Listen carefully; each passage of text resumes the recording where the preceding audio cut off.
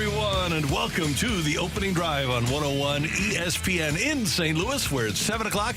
Your time check brought to you by Clarkson Jewelers, an officially licensed Rolex jeweler. Brooke Grimsley, Dan McLaughlin, Matthew Rocchio, Randy Carricker. Great to have you with us, and great as a fan of the St. Louis Cardinals to have Babe Ruth playing for our squad with a 10-6 Cardinal win over the Brewers last night. Who? Baby Ruth. No.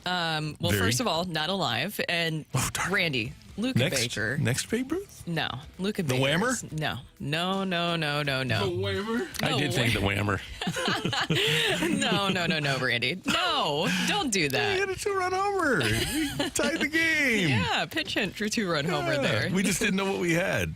I thought the Whammer. We had. Yeah, I did. When I watch him, I think the Whammer. You know, he's got the body type. He does. He hits home runs. That's what he does. Yeah. You know, the Whammer. Yeah. Cardinals win last night on a Nolan Arenado grand slam in the 10th. 10-6, they knock off the Brewers. And it was a pretty fun little game for a first-place team and a team that's trying to chase them down. Randy, come on. Can you? You're already starting this morning off with some jokes. Okay, it's a good win. Say really good win. Things are not pretty right now, but that was a very great ending last night. How about that? You have Nolan Arenado. He needed that. I didn't know Big what time. to expect coming up to it because we've seen that situation come up. We've talked about the issues this season with runners in scoring position, or even just having just a clutch moment right there. And for Nolan to come through, you could hear all the emotion in the end. If we have the post game, it felt like he almost was like about to cry there at the end because he really needed that moment and the team needed that moment. It felt great. I haven't been able to come through the way I want, and it's been killing me, but I'm just thank God that today was a good day and I was able to do it. But I just got to thank God, man. It's been a grind, but I stayed with it. I was ready for that bat, and he's a really good arm. Jeez, man, they're all really good over there, but he blew by me on the first one. He threw a good fastball up, and the next one was down. That was the one to get to the outfield. I missed it. The next fastball he threw up, I saw it pretty good. I was just trying to stay on the heater. I try to shorten up, but sometimes when I shorten up too much, then I get jumpy. So I try to just stay back. Luckily, he was able to hang one. I saw it well. I put a good swing on it. We're going to fight to the end. Like I said, like you said, it hasn't been pretty at all this year, but, we're going to continue to fight. We got a lot of games left. That's all we can do. And look, it hasn't been pretty whatsoever, but it was just nice to see finally, specifically that it was Nolan Arenado in that situation that he was able to come through in a big moment. Now, we already had somebody point out on the text line, there were plenty of free passes last night on both sides. I mean, there was so many walks last night. It was not a clean game whatsoever, but in the end, I was glad that Nolan Arenado was able to get that huge moment. You look back at the season, they've played so many tight games, and they have not won the majority of those games. And it's a situation, I think, if you wake up this morning and if you're a fan of the Cardinals and you're hearing us and you hear how the game ended, you're thinking, what if? What if Goldie comes through at times that he hasn't? What if Nolan Arenado comes through in times where the game is on the line and he hasn't? And I mentioned it yesterday. I'm not sure there's a guy that wears it more, good, bad, and different than Nolan Arenado. Now, it comes down to production and what you do and putting up numbers, but it's not from a lack of effort. We know that. It's just he wears it, and it's emotional, and it's been a tough year for him. It's been a tough year for the club, but I think coming into this show, I was thinking, what if?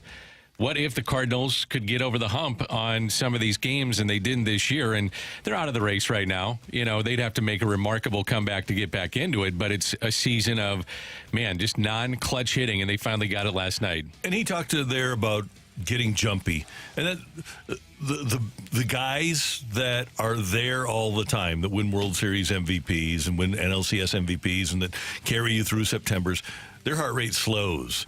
Lance Berkman, Albert Pujols, Matt Holliday, and here's a guy that's admitting, and he's a great player, but he's admitting that he gets jumpy in some of those situations. And that's understandable. I would, but there's a reason that Stan was called the man and that Albert was called the Mang, because some guys just have that ability to slow things down when things are speeding up really fast. And in this season, I mean, he's right. He has looked jumpy. We talked about him pressing. And Dan, to your point, I think a lot of times people question, do these players really care? Are they trying really hard? I think that's the issue sometimes with Nolan, is that maybe he's putting so much pressure on himself that he's not able to completely break out of that thought pattern. And it was just nice to see that moment happen last night. Obviously not a clean game whatsoever on either side, and I was not expecting that from Devin Williams, but the fact that you were able to come through, that was at least nice to have. And for the fans that stuck around, I don't know if you guys saw another night of low attendance there. The announced attendance, of course, this is just tickets sold. That is not,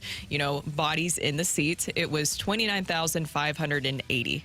Yeah, and so many of those tickets are sold to brokers before the season even starts that they're accounted for. So that game on August 21st, those tickets were purchased back in, March? February or March. Yep. So it didn't matter what the team did. Those tickets were sold. And there's got to be a better way to make it look better in the stands. I don't know how you do that, though. I mean, you got to have fans. Well, I mean, there's a lot of fans disguised as red seats in empty sections, not just rows, but empty sections. And that, guys, has to be of concern moving forward for the Cardinals. I mean, last night was an entertaining game. If you're a baseball fan, which I am, it was an entertaining game. You had a little bit of everything, and sometimes it doesn't look as sharp as other nights might, and well-pitched and lack of walks and all that kind of stuff. But it was entertaining baseball. If you still like entertaining baseball, that was it. But I think a lot of fans have jumped off the bandwagon and said this season is through, and if you don't make some kind of run, it could be an ugly look at the ballpark. They've got 13 of 16 in September at home.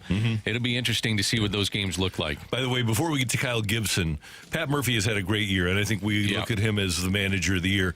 But you wonder what long-term effect he's going to get from throwing Devin Williams his first back-to-back this year, and he throws 31 pitches last night. That would be my concern. And their bullpen is really good. It's why they win a lot of games. Their bullpen is nasty. I'd be a little concerned about that. But in his defense, I got to find out about it, too. So now I'm finding out about it. Maybe back-to-back nights aren't the best thing for him, but sometimes you're forced into that situation. Yeah, that was definitely a situation where I was like, maybe he's going to come pull him here eventually soon. And I was surprised that he let him work through that. But you do have to know what you have when you're going into the postseason. And right now the Brewers still have a very commanding lead of the division. So it's kind of like smacks you in reality in the situation of great win last night, but then you go and look at the standings and still not much has changed. Kyle Gibson is going to join us at 9:30. He went 5 1/3 last night, allowed 2 runs on 7 hits, 2 walks, 5 strikeouts. I kind of get the feeling, guys, that the roster for the 2025 Cardinals is already in the organization right now. And I'm wondering if Kyle Gibson might be brought back. Obviously, do you know what the option is? How much? I think it's 12. Okay, which is very reasonable for a starting pitcher. Yeah. Same thing with Fetty. Yeah, it's going to be Gray, Fetty, Palante, and then Gibson, Michaelis, and then you count on an older pitcher getting healthy or getting injured, or somebody just not performing, and that he would be a nice safety net for people like McGreevy and Graceffo or Quinn Matthews, whoever you want to have. It's always a good thing to have a safety net. Yeah, I've been thinking about this a lot of who they bring back and how the team looks next year. I'm with you guys. I think the rotation might be set, and we haven't even talked about Steven Matz and where he maybe falls into this. Another reasonable contract, and a guy that is a lefty that he did pitch last night. The line wasn't great, but they're going to take a look at him, and I would assume that maybe a 6-man rotation down the stretch, so you get a better look at some of these guys in the final month of September. I do think they want to bring Matz back next year. I do too. In a bullpen role or in starting rotation? I guess we'll find out here soon. Yeah, I would think right now, if you ask the Cardinals, they would probably say we want him to compete for a starting spot in next spring. I'm with you. Yeah. And if it doesn't work out, then put him in the bullpen or make a move. But because of the reasonable salaries that some of these guys have, it seems like they would give him a shot in the rotation. Nolan Gorman also sent down yesterday. We've talked about that a lot, and then that move was finally made. What was your reaction to that? It had to be done. Yeah. I mean, you can't keep going with what he was doing with non-production and swing and miss, and the fact that he couldn't make contact with the ball. I mean, I've been saying it for a while. Needed to go down, needs to get regular at-bats, and it's interesting. I mean, you look at how they've handled Walker. Why didn't they handle Gorman in the same manner? And why didn't they send him down? And I said this yesterday. Jordan Walker's got to be looking and saying, now, he wouldn't call out a teammate, obviously, but probably personally in his mind, he's going, now, wait a minute. This guy is sticking around, not producing, and we're about the same age. They're telling me I'm not producing, I'm going down. So they handled both those guys in different situations, and they probably saw different things with it. But it does look like they handled it both differently in how this was approached in 2024. And I've never asked, I guess we probably should, if they are okay with Nolan Gorman swinging as hard as he can every time he swings the bat. I think strikeouts are just accepted. Yeah. And he's going to walk into, you hope, potentially 25, 30 home runs, and you say the strikeouts are going to come along with it, so be it. But he's got to hit the ball to hit over 198. Got to hit the ball, Randy. There's got to be contact. The contact does matter there. Yeah. And it's just, hey, the season is over. And Mo said they want to get a look at some younger players. I hope they do. Like when they call up Fermin, we've heard a lot about bringing up Sajacy, right? Why not? Why not now if you're going to have a backup infielder? I know that Mo doesn't like the idea of having somebody come up to sit on the bench, but bring him up and get him a few at-bats. So we're going to take a look at these younger players, but we just sent down 2 younger players. I do understand what he's talking about, but you send down Nolan Gorman, we just sent down Jordan Walker too, and so that actually opens up some more playing time for Tommy Pham and Matt Carpenter. When do you start to see more of these younger players come up then? Well, they're out of it in my mind. Yeah, and unless they make an incredible run to get back into it. Now, they're 5 games out in the wild card, and I think if you're a player or you're a coach or you're the manager, you show up and you say, we're only 5 games out. Now, the problem is you're going to have to jump over a lot of teams to win the wild card or just to essentially get into the wild card. But if you're only 5 games out, you're still, in your mind, with over a month to go, you're still in it. And so if they feel that this is the best option to bring him up, it tells me that they probably don't feel Sajacy defensively may not be ready at this level. But I'm with you, Randy. I got to find out a little bit more about him. He's hitting. He hit another home run yesterday. He's really dry. He can hit. I've talked to people within the organization. They feel he can hit, but where does he play? And trying to find a spot for him defensively is the problem. And so, Brooke, to answer your question, when do they bring these guys up? And again, it's limited. You can't just bring them up if they're, it used to be you bring 10 guys up. You can't do it anymore. When you're realistic about your organization and say we're out of it. And I think they kind of threw up the white flag a little bit the other day, kind of reading between the lines with most comments. But again, if you're the manager, you're the players, you're saying we're only 5 games out. We got to take a shot at it, even though from our perspective it may not be realistic. Yeah, that's the thing. I get the players because they're playing it one day at a time. I would advise the players that are playing it one day at a time just to take a look at the schedule. Which I always found it interesting when guys said, no, I don't look at where we are at. Yeah. No, you do. Yes, of course. You're looking at, you know how far you are in the situation that you're in, and they're in a really tough situation. Now, they did win last night. You win today. You get a little bit momentum, but the schedule just is relentless, and that's the issue. I think if you're a fan and you're watching this team play and you're watching the schedule and you're saying, well, you haven't played like this for 5 months. What's going to be the difference in month number 6? So you got to be realistic about where you're at. And we're still no breathing room. Yeah, we're still since late June since the Cardinals have won more than 2 in a row. It's been 2 months since the Cardinals have had a 3-game winning streak. And sometimes when you play the young guys, you get a jolt. Yeah. Yeah. You just get a bump. It's like a manager change. You get a bump from that or a coaching change. Sometimes that happens with young players. That's why I was happy for Luken Baker in that moment last night. I know you're making your Babe Ruth jokes over there, Randy. Randy. It's not a joke. It is a joke. If you're going to hit 715, you got to hit 1. What is the app you use to do the photo comparison? Because we also need to take that away from you. You know what he sent last night, Dan? He sent a photo of Luken Baker and Babe Ruth, like side by side. And I'm like, whatever this app is that Randy used, we need to too much time on his hands. We got to take it away from him. You got way too much time on your hands. Honestly, though, and this is where I'm going with this, when you're talking about younger players getting a chance, Luken Baker has been doing everything right down in the minors. 32 home runs this season. I think that he has 65 in total if you combine his past 2 seasons. And you just like to see a player like that get rewarded for the hard work that they've been doing. I give Ollie credit too. He used him at the right time. Yeah. And put in inserted him into that spot into the game, and it paid off. But that's going to be his role. And that's something I would like to see down the stretch. If you're looking for a bat to come off the bench, and it does limit you what you can do defensively, but specifically against left-handers or even right-handers, throw them out in those spots. Could you find something where you look at it and you say, maybe this guy is a pinch hitter with some power? And that's something to watch, I think, in the final month of this regular season, too. And how many starts he might get in place of Goldie. Talked about Burleson at first base as well. But these are some of the questions that they need to answer in the final 5 weeks. Yep. It's on social media, Dan, if you want to see it. Did the people comment on it? I He just put it just up. posted it, Oh. yeah. He I just decided wanted to to make share sure it. that everybody had the ability to See the comparison. the legit comp. No. I'm not going with that as a legitimate comp. Just not yet. But maybe I will in another month or so. You're just upset because Baker hasn't pitched yet. That could be it. And then puts a ball right at the back end of the netting behind home plate, and it just sticks in the netting. Yeah, right. I'm going with the natural on this. I like that. Okay. Yeah. What a great soundtrack. The Natural. What a great movie. It is. Maybe the second best movie of all time. Behind? Talladega Nights, Legend of Oh, wow. What a difference in this ranking. So we're off and running here on the opening drive on 101 ESPN. Coming up, get your text into the Air Comfort Service text line 314-399-9646. 314-399. Yo-ho! Take it or leave it is next. Oh, no, it's not. Sick of it is next. I've got something I'm sick of already. I'm just looking ahead. But we're going to do Sick of It next on 101 ESPN.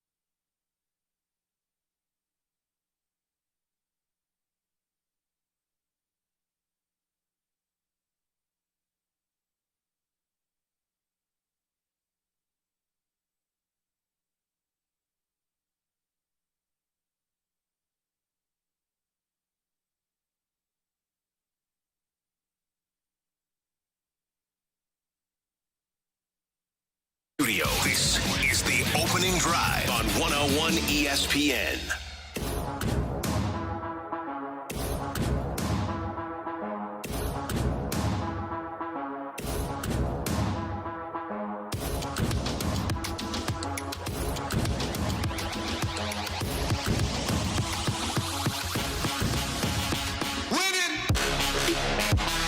Guys, got up this morning, got dressed, took a shower, and then got dressed. I didn't get dressed and then take a shower. Okay, good. Okay. Went downstairs, did my my little fruit smoothie. Walk outside. 54 degrees. I look at my phone. 54 degrees on August 22nd. I said, I'm sick of this already. It didn't take long for me to get sick of the cool weather. Now, as you know, Brooke and Dan and Matthew, I prefer the fall this time of year.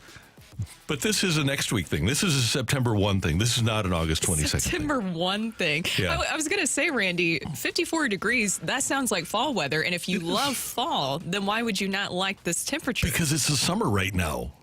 I miss the heat. Like, we're going to get hot this weekend. It's going to get hot again, yeah. I miss it. I'm not to the end of my hating heat time. And then I love fall. I mean, fall feels great, but it's got to happen during fall, not during August. We're wearing jackets. So Danny and I are wearing long sleeves today. Well, when that's is because it's fall to cold you in here, guys? though. Is it? I always get cold in here. Yeah, that's true. We need to Okay. get a blanket for Go you. ahead. What were you going to say about fall? No, when does fall officially start for you guys? Is it a certain date, or is it when the temperature? Is it the leaves when they change? Like, when is it officially fall? It's when baseball gets serious on September 1st. I was going to say September 1st, maybe middle of September for me, because then I like to see some hot football games, Oh, yeah, too. NFL season, yep. Sure. Yeah. So I'm going there. Yeah, I don't know. Maybe Labor Day. I know that a lot of people use that as their marker for when That's a good fall one, too. starts. Yeah. I don't know officially when it starts, but when it starts to get a little bit cooler, then you have the leaves turning. That's when it's fall in my mind. Let's do second alert weather, shall we? And okay, We can find out exactly when this thing. When fall is, fall when it's starts. actually happening. Do you want me to go ahead while you're doing that? Well, we're gonna ask the phone here. Should we ask the Google? You like asking the Google? The Google machine? Yep. Danny has a lot more of an advanced When weather app. I does do. fall He start? said I do. Fancy In over the here. Northern Hemisphere, autumn equinox will be on Sunday, September 22nd, 2024 at 7:43 a.m. Central Time. So you go. We're still a month away. That seems like a fair date for fall September to officially 22nd. start. I understand it, but if you like fall, this feels nice outside right now. I'm enjoying it. The rest of the day will be good. I just hated the 54 degrees. Yeah. Well, this is what I am sick of, guys. And somebody actually already texted this in this morning, so great minds think alike. But I am sick of the Oilers fans all of a sudden trying to act like they didn't want these players and that the Blues really overpaid. Yes, we might have paid, but at the same time, sorry, it didn't work out for you guys. No. But I just like how they're just like, oh, they're picking every little thing apart. They were even picking apart, I don't know if you guys saw, but the press conferences of the two players too, where they're like, oh, they don't even look happy. Now they're going to go, to a team that's doing so well, all of a sudden to the Blues who are not contenders. If you're jealous, just say so. Sorry that you weren't able to match the offers and that you lost two players that you obviously want to keep around, because if it wasn't that big of a deal, you wouldn't be all over social media whining about it. And I guarantee you this. If Sam Bowman would have traded those two players without offer sheets to the Blues for second and third round picks, those people would be up in arms. They would say, how did Stan Bowman get this job? What's he doing? Exactly. He's trading 2 first round picks for a second and a third. You're exactly right, Brooke. Sick of it. Okay, I'm sick of this, and this is I kind of don't like this segment because I don't complain about a lot of You things. don't. I just kind of show up, do my thing. It is what it is. But this is a first world problem for sure. I go to a place not too far from the studio, and I have to wait for my coffee in the drive-thru line. This is so bad. But I have to wait for like over 15 minutes to do it. Come on, it's coffee. Just get it, go, and let me get my coffee and let me get out of your way. I hate sitting in drive-through lines Can't for a long stand time. it. Yeah. That's why Chick-fil-A is, I don't know how they do it, but every single place needs to find the model of how Chick-fil-A works. It's incredible. Brooke, how do they do it? Former employee of Chick-fil-A. Well, they have things set up really well, even in back of house, which means kitchen for those people who did not work in the restaurant You terms. just shimmy shake. Yeah, a little back of the house. I forgot that I even knew what that meant because I Steph. worked in the restaurant industry for so long. But I've told you guys, honestly, Chick-fil-A is one of the few restaurants that I worked at. It was my first job when I was 16 years old. It's one of the few restaurants I would return to because everything they have is just set up so well. They make sure that as soon as your order is put in, they have people working on different things. So they even have people who focus on, specialty orders. I don't know if this is true for every single one, but it's just a very seamless, transition in the back of how they're able to get food. And they typically make all of their employees, when they're training you, work every single position so you understand how it works. And so there's just a really nice flow to things. They do a great job of food safety. I can't say enough about it. And you're right. I love using their mobile ordering system because that's even quicker. Yeah, it's amazing. Back when the first COVID vaccines came out, there was a long line. I think it was in North Carolina, and it was a really long line. And there was a Chick-fil-A across the street, and somebody thought, well, let's just go see what the Chick-fil-A manager would do. He comes across the street and fixes it in like 5 minutes, and everything's just rolling. Is it really? Yeah. Does that really happen? Yeah. Did that really? I don't like to complain, but man, I want my coffee a little bit faster. I'm with you. I am totally That's with you. terrible. Well, typically you're in a rush, too. I am in a rush. I need to get here. I need to get with you guys. We got our 5-minute show prep, maybe 3-minute. Can't miss that. No. Can't miss that. All right, Matthew, what do you got on the text line? What are people sick of today? With South Carolina, by the way. There's a lot of people who are chiming in on the lack of coffee shops and how great Chick-fil-A is. I mean, you got the people rolling. Got them here, going. That's what I was trying to do. I shouldn't do that. I'm sick of Caleb Williams and Patrick Mahomes comparisons. There's only one Caleb Williams. There's only one Caleb. I like that. That's good. That's a really good one. It is true, though, when you see him off the field in Hard Knocks, he's an entertaining guy. Yeah, I'm not is. saying Mahomes isn't, but Mahomes is so entertaining on the field, and he's great with the media. But Caleb Williams is kind of a unique entity for me. Yeah, he's fun. He is fun. He is. He embraces the hate. Not that Patrick Mahomes does it. Mahomes is being forced into addressing the hate a lot more. Did you see that flag football quarterback for whatever it is for USA? Oh, yeah. Did you see the comments that he made about Patrick Mahomes, that he said that he's a better quarterback than Patrick Mahomes? Yeah, well, I'd love to see that. Football quarterback. Yeah. let's try it. Important qualifier. Yeah. Let's see you get away from. Let's have tryouts. Yeah. Let's see you get away from a Nick Bosa pass rush. I don't think That would be scary. I don't think he was saying he'd be a better NFL quarterback. He's saying he's a better flag football quarterback. Well, I wish him okay. luck.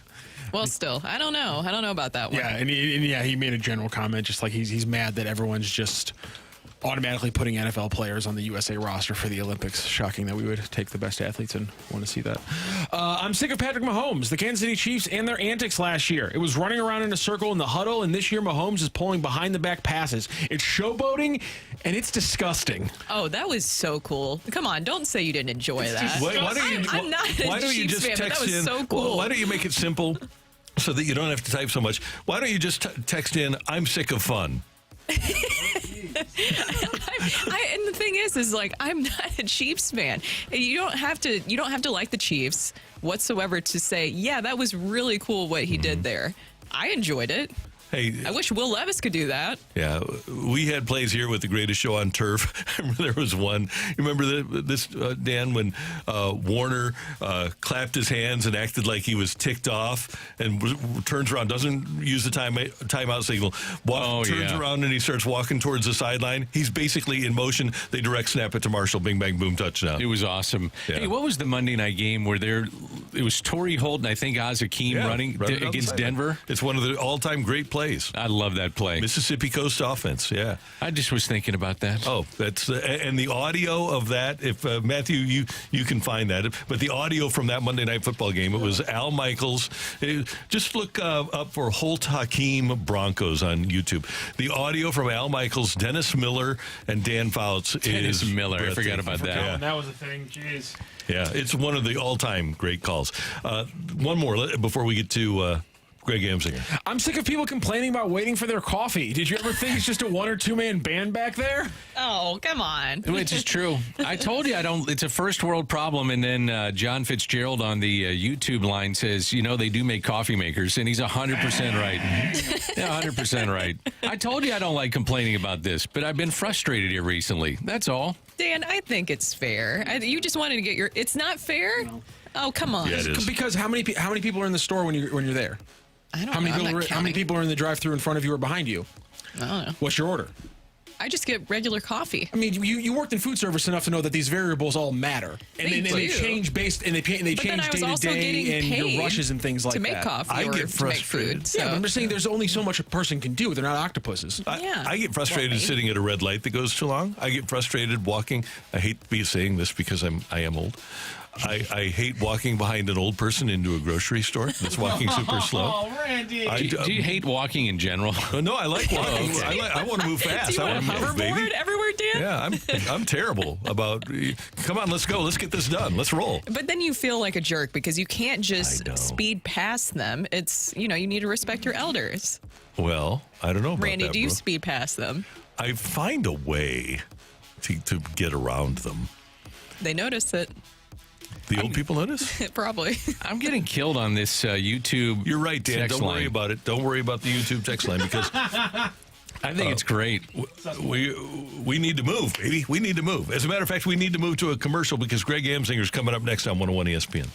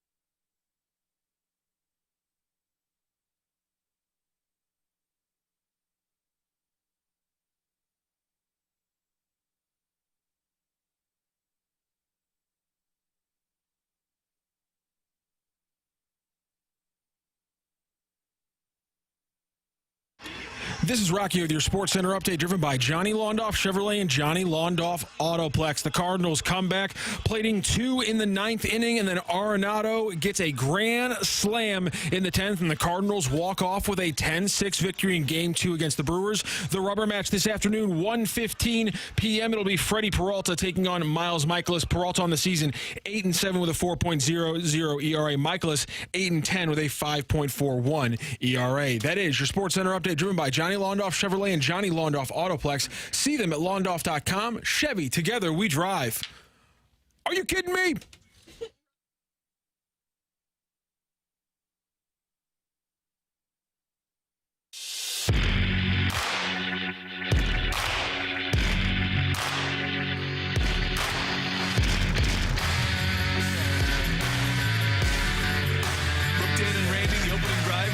to the celebrity line for our buddy, native St. Louisan, product of the Lindenwood University, the lead anchor for MLB Network. The great Greg Amsinger joins us as he does Thursdays here on the program. Good morning, sir. How you doing?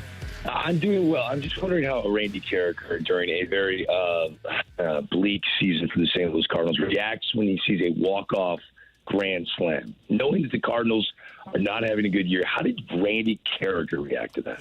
I was excited, and you know what? It was a great pitch for Nolan Arenado to hit, and I did not expect it. I didn't expect a home run. I expected the Cardinals to win the game at that stage of the game. I didn't jump out of my chair with my hands in the air like I did when Albert Pujols hit that one in Game 5 of the 2005 playoffs. But I was excited that the Cardinals won the game. Is there any emotion in the room right now that they still have a chance? Not on my part. No. How about on the phone line?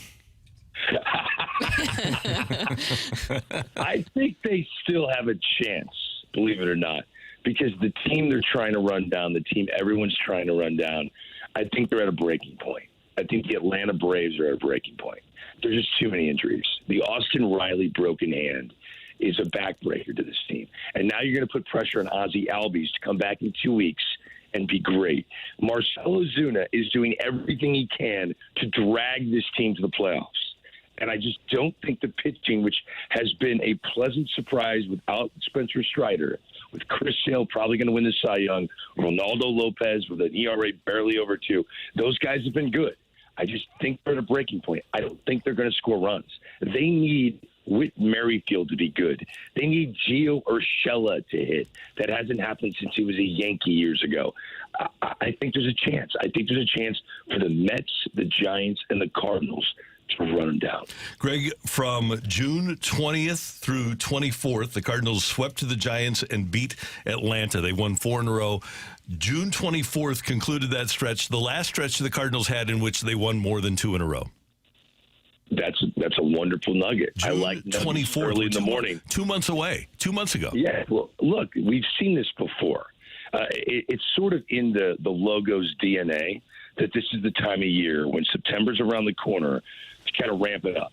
Now, there is so much negativity surrounding this club from the fan base, and people just don't believe in it. I look at the team that everyone's chasing, and I go, could they be better than them?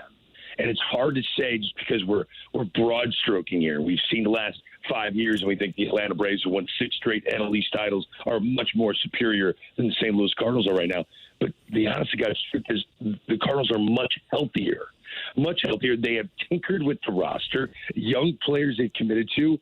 If they're not performing, Nolan Gorman, we're sending you down. We need to win right now. So there's still this press that they're putting full court on other teams. We're trying our best to squeak in. I think there's a chance. 5 games is not too much. It's not insurmountable. I think there's a chance based on the Atlanta Braves because the injuries are piling up at such a dramatic record for them. It is an incredible injury-plagued season for the Braves. I think there is a chance in St. Louis. So what do you think it is outside of, I know that you're talking about the Braves, Greg, and I appreciate the optimism. We like to hear that this morning, but what do you think it is about this Cardinals group and what they could do that could push them then? Well, it's the back end of the bullpen. I'm looking around. I'm watching the Baltimore Orioles lose games, and we all love the Orioles around the parts of the MLB Network nationally because the position players they have are great. But we're looking at the New York Yankees with Clay Holmes, 10 blown saves, more blown saves than any pitcher in the sport. No one knows what the answer is with the New York Yankees. They look like they're comfortably going to be in the postseason. Just sort of bounce around, and you're going to start going, wait a minute, the Dodgers need Daniel Hudson, who's almost 40 years old, to be a stud in the back end of the bullpen for them to win? Oh, that's weird. All of a sudden, I'm ranking the teams based on the back end of their bullpens.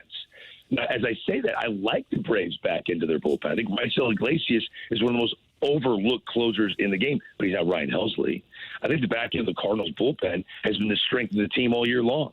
That's why I like the San Diego Padres to eventually win the West over the Los Angeles Dodgers. Their back end of the bullpen has been revamped, and it's dominant. I think the best team in baseball right now is a team that lost yesterday. It's the Houston Astros.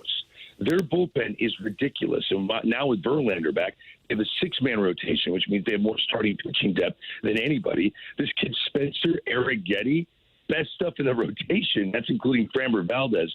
He's going to go to the bullpen when the playoffs start. That's another weapon that they're going to have. This bullpen is nasty. I look at the Cardinals back into the bullpen, and I like it more than all of the teams that are left standing in front of them in the wild card race. And we all know what happens in September. Nail-biter games, one-run games.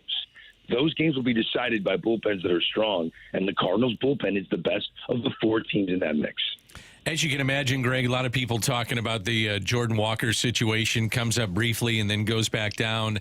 What are you and your cohorts at MLB Network saying about how this was handled and just the situation right now with Jordan Walker? And we bring it up because he was the number one, prospect in this organization and certainly one of the top guys in baseball.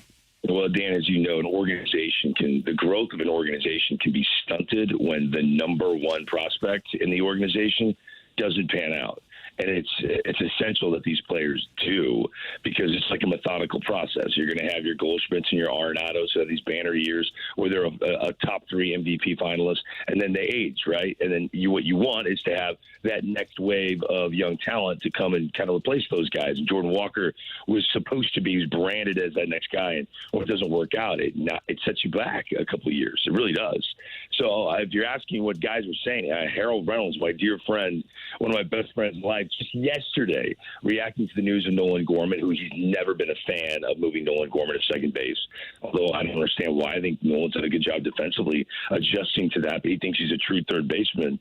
He said, if I was a GM of the Seattle Mariners, I would put together a package of young pitching and send it to St. Louis, and I would try to get my hands on Jordan Walker and Nolan Gorman.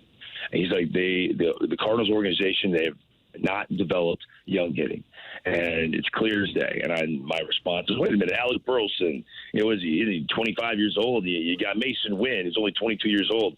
And he's like, well, those guys weren't coined the next great Cardinals slugging legend like Jordan Walker and Nolan Gorman. And there is some credit to what he's saying. The guys that have the hype have a little extra layer of pressure. And for some reason, these can't-miss stars the Cardinals are developing are missing. And that is problematic. So I think from not just Harold, many of the other guys I talked to, they would love to see these young players in a different uniform. I don't know if that's going to happen.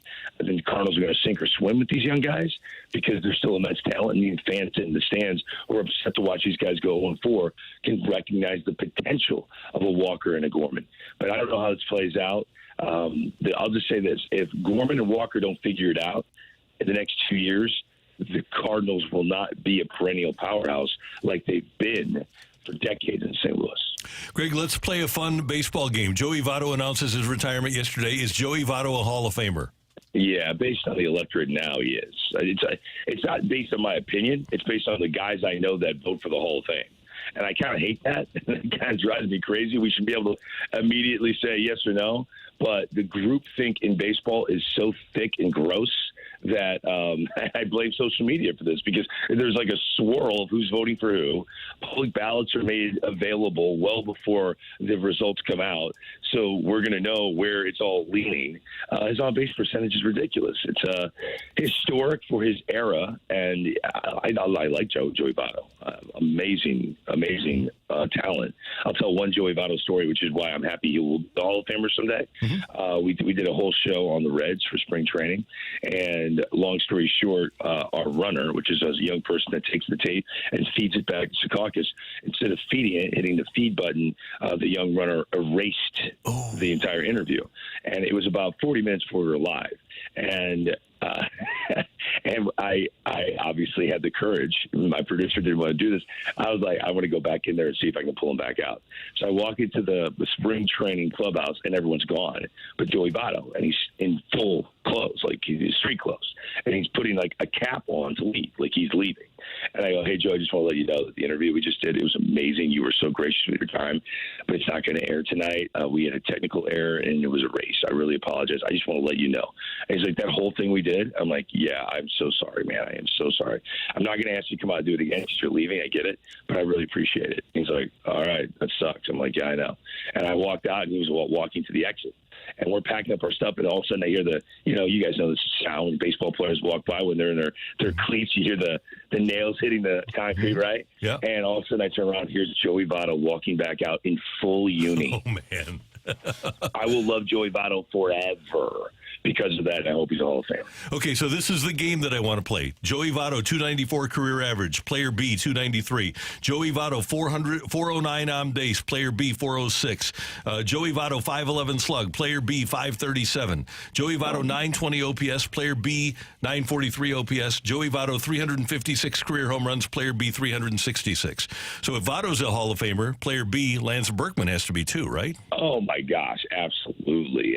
And Lance Berkman running around in the outfield when they had a hill in center field in Houston should add a little bit more credibility to his career. One of the greatest switch hitters of all time, sneaky good base runner. I'm with you. Lance Berkman, there's a whole list of players that need to be revisited, their Hall of Fame candidacy. But, yes, Lance Berkman, Joey Votto playing first base in a bandbox, which last time I checked, ballpark hurt certain guys. Like it was deemed a horrible thing to be a Colorado Rocky. Like if you did PEDs, your chances of getting into the Hall of Fame were higher than if you played for one of the 30 organizations in Major League Baseball. But Joey Votto playing in Great American Ballpark, which is a bandbox, is not going to hurt him. I think Votto is going to be a Hall of Famer. I would love to see guys like Lance Berkman, Jim Edmonds, Kenny Lofton, Jorge Posada.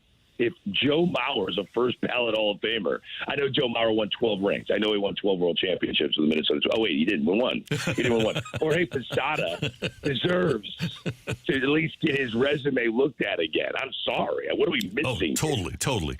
Hey, Greg, before we let you go, I don't know if you heard it before you came on, but while Matthew was doing the update, I was playing, and it was very loud, the Ozakeem Torrey Holt running down the sideline against Denver in the opener of the 2000 NFL season. The night that the St. Louis Rams lifted the Super Bowl banner up to the rafters. And by the way, congratulations, kudos to the Cardinals. They're going to honor the Greatest Show on Turf, the 25-year anniversary of the Greatest Show on Turf on September 21st at the ballpark.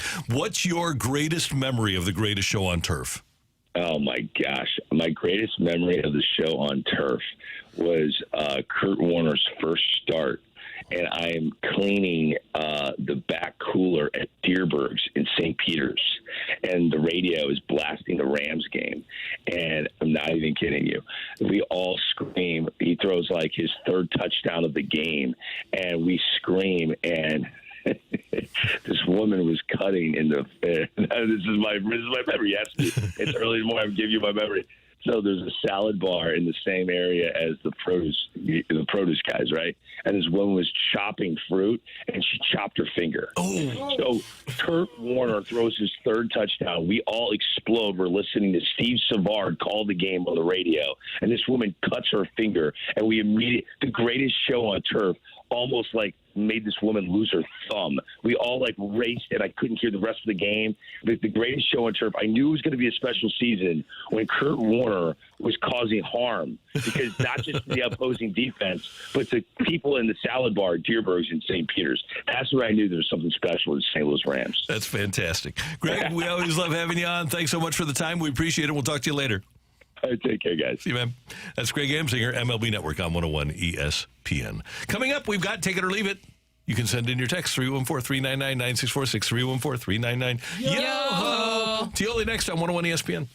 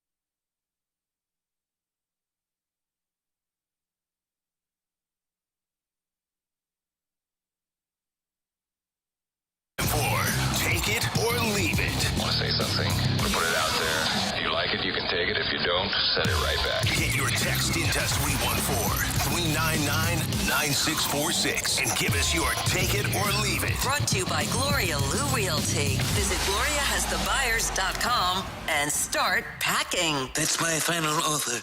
Take it or leave it.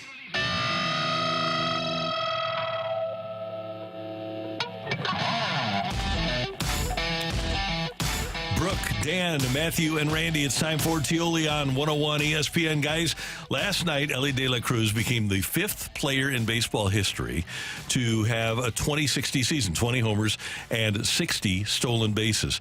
Take it or leave it. Right now, among the Cardinals, the Cubs, the Brewers, the Pirates, and the Reds, Elly De La Cruz is the best player in the NL Central. Ooh, the best player in the entire NL Central? Yep.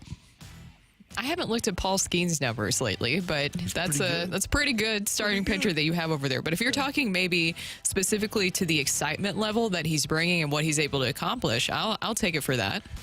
I take it. Yeah, I think he is. And he's only going to get better defensively. He's had 20-plus errors. He's close to 30, I believe. But, man, the excitement and the flair that he plays with, I think that's part of it, too, is that he makes you stop and watch. I'm with you, too, though, Brooke. Paul Skeens makes me stop and watch, but he's only one day out of 5. So, everyday player, yeah, I got to go Elly De La Cruz. He's unbelievable. Here's another amazing statistic. 5 guys have had 20-60 seasons. 3 of them did it with the Reds. De La Cruz, Joe Morgan, Eric Davis. That's awesome. He has to be one of the fastest players in all of Major League Baseball. Yeah. I think Bobby Witt Jr. is pretty fast as well, too, but I mean, it feels like with Elly, just the flair that he has is so much fun to watch. I think that's the key, the joy and the flair. Yes, the joy. That's a great way to describe it. A great deal of joy.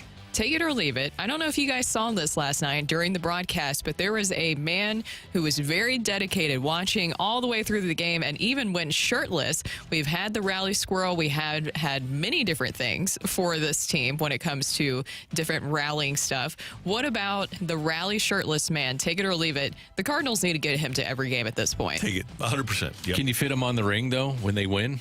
Oh, yeah. I'll Okay. find a way. Can you fit? Hands up, belly out, shirtless. Yeah, perfect. We need that guy. I'm just trying to think ahead. Did you see him? Now, talking about fun, he was having a lot of fun last night. I appreciated the dedication. We do need longer games at times, just so that somebody can buy a little bit more beer. Rally caps. Yeah. Bellies out, shirts off. Why not? All right, you stole my take it or leave it with Greg. I apologize. That's okay. Which one? Joey Votto. Oh, yeah. Is he a Hall of Famer? Take it or leave it. Take it. I think both of them are. I think Berkman is too. Among players with 7,000 career plate appearances, in this day and age where, in my mind, on-base percentage is, well, it always has been, but I mean, it's looked at harder now than it ever is, or ever has been. 409 on-base percentage is the 9th best since 1947. He trails 6 Hall of Famers, Barry Bonds, Manny Ramirez, there's some others, but of the top 15, which includes Votto on that list, 11 are in the Hall of Fame. So I think he's a Hall of Famer, too. Yeah, his hitting prowess, the bat to ball for Joey Votto was incredible. Yeah, I would say that he is, for me, maybe not for everybody, for me, he's an easy Hall of Famer. Lance Berkman, I agree with you guys. Jim Edmonds, I think that he should be in. I agree. I think they're going to wind up getting him in. I think before it's all said and done, Veterans Committee takes a look at him in terms of his defense and now being able to take a look more specifically at how great defensively he was. And he won a championship, and he had a huge NLCS in 2004 where he was the MVP of the NLCS.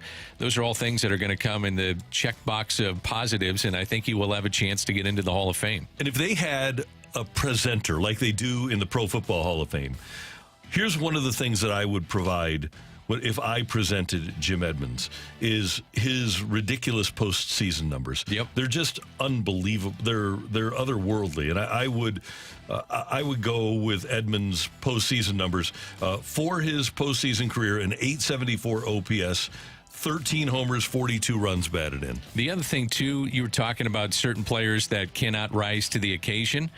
He rises to the occasion. He was so calm, and I've talked to him about it. He was like, well, what's the big deal? I mean, this is typical Jimmy. He's like, what's the big deal? It's a baseball game, and, yeah, it's magnified, but so what? It's baseball. I mean, you don't hear that from a lot of guys. During the October of the pandemic, it must have been October of 20, we didn't have sports, and so every day in October we did great moments in Cardinal postseason history.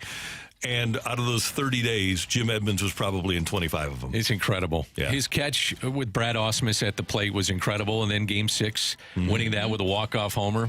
Yeah, it's tough not to make a case that he should be a Hall of Famer. For me, too. All right, Matthew, what do we got on the text line? Take it or leave it. You'd like to see Tommy Pham come back for one more year? That is hard for me to say right now. I love his attitude, but I don't. I think Tommy Pham's a guy that needs to play. And I don't know if the Cardinals, the way I'm looking at it right now, I kind of think their plan is to play kids next year. And that's why I would bring him back. That would be one of the reasons, is that you get the rusty nail in there. He'll be 37. That would be of concern for me. But if you lose some of these veterans, which it looks like you will, you're going to need one of those guys, a veteran, to come in and help out the younger players. And I can't think of a better guy than Tommy Pham. Obviously, no Brandon Crawford. And then Matt Carpenter, that's not going to happen. Kyle Gibson, we're not sure about. Lance Lynn, we're not sure about. So having another one of those veteran presences. I know that we keep talking about that, and that was obviously a big emphasis this offseason, but it is important that if you're ushering in this new youth movement to have that guy, that rusty nail in the room. You still have to show young players how to be big leaguers. Yeah. And he'd be the perfect guy. He'd be a nice example of how to do it. Long career right now. This person hasn't responded because I wanted them to flesh this out a little bit more, but I'm going to read it anyway. Take it or leave it. Talladega Nights isn't even a top 3 Will Ferrell film. Oh, I'm leaving that. What? Talladega Nights and Anchorman are top 2 easy. Here's the problem. Old school. I texted and said, yeah, I'm going to need your top 3 if Talladega Nights isn't in there. Okay, we got to pull up all Anchorman, of his Step Brothers movies is right Old now. School, and okay. If your top 3 is Anchorman, Old School, and Step Brothers, I don't know if I can really completely fault you for that. Okay, what about Elf? Because that's I a will fault classic. you for that. Elf, there you go. He's texted in. He said Step Brothers, Anchorman, and the other guys are semi-pro. Yeah, that's a good one, but that's not. Where's Old School? Blades of Glory is better Pretty than those. good. Old School's better than that. Yeah. I don't know. Other guys is Talladega Nights is one of his top 2 movies. Oh, other guys is pretty 100%. Yeah. Anchorman, that's another one. Between those two, I don't know if I have a number one. Just No, the and then tune great call with Elf. Elf has to be in there too. So Oh, those are yeah. the top 3. Elf is a classic. Daddy's Home was pretty funny, but that's not in your top 3. No, No. can't be in the top 3. Man, he's made a lot of money. Yeah, he going has. through all these movies. So funny. Yeah. He's See, great. the problem is, are we talking about movies like the best movies that Will Ferrell's in, or the best movies for just like Will Ferrell Where stuff? he's a star. Where he's the star, yeah. Because I like Zoolander. I'm His not- cameo then- in Yeah. Zoolander, Then fantastic. I don't think His there's too cameo many in Wedding other people Crashers who is are amazing. Also good Yes, in Old that's School. a good call. Yeah, Then I'm not putting Old School in my top 3 of Will Ferrell. yeah. But I think, Step Brothers would be that's there, though. known as a Will Ferrell Yeah, movie, it is. though. So, great debate. It is. This is very important. Last stuff. one. It's one of your favorite all-time movies. Yeah, it is. Number 2. Yeah. After The Natural, yeah, it's right there. Take it or leave it. Mason Wynn should be getting more love for Rookie of the Year. He's currently 5th in the odds right now to win it. I'm going to leave that. Churio's doing pretty well. Yeah. Paul Skeens. Paul Skeens. Yeah, all due respect, and Mason is having a great year, but I would say that, and maybe not 5th, but I would say that the guy, the die has been cast for Rookie of the Year, and he's not there. It's going to be Paul Skeens all Jackson the way. Merrill. Yeah, that's where you have. I mean, Skeens with the way that, he started the All-Star game as a rookie. Yes. I mean, that's something to consider, and he kind of took the league by storm. He's an anomaly with how hard he throws, the just all the pomp and circumstance surrounding him. So I got to go Paul Skeens, and then everybody kind of a distant second. A Night at the Roxbury? Oh, yes. That's a good. It is a good movie, though. I'm not saying it's top 3. Yeah, it's I'm a just great throwing movie. it out there. Oh, yeah. I mean, All right. if you're putting Night at the Roxbury in your top 3, I'm wondering when you stopped watching movies. Somebody said, for sports radio's sake, make it a Mount Rushmore and make it 5 like the Fast Lane does. There you go. Good thought. Very good thought. Thank you, Matthew. Thank you, Randy. Coming up next on 101 ESPN.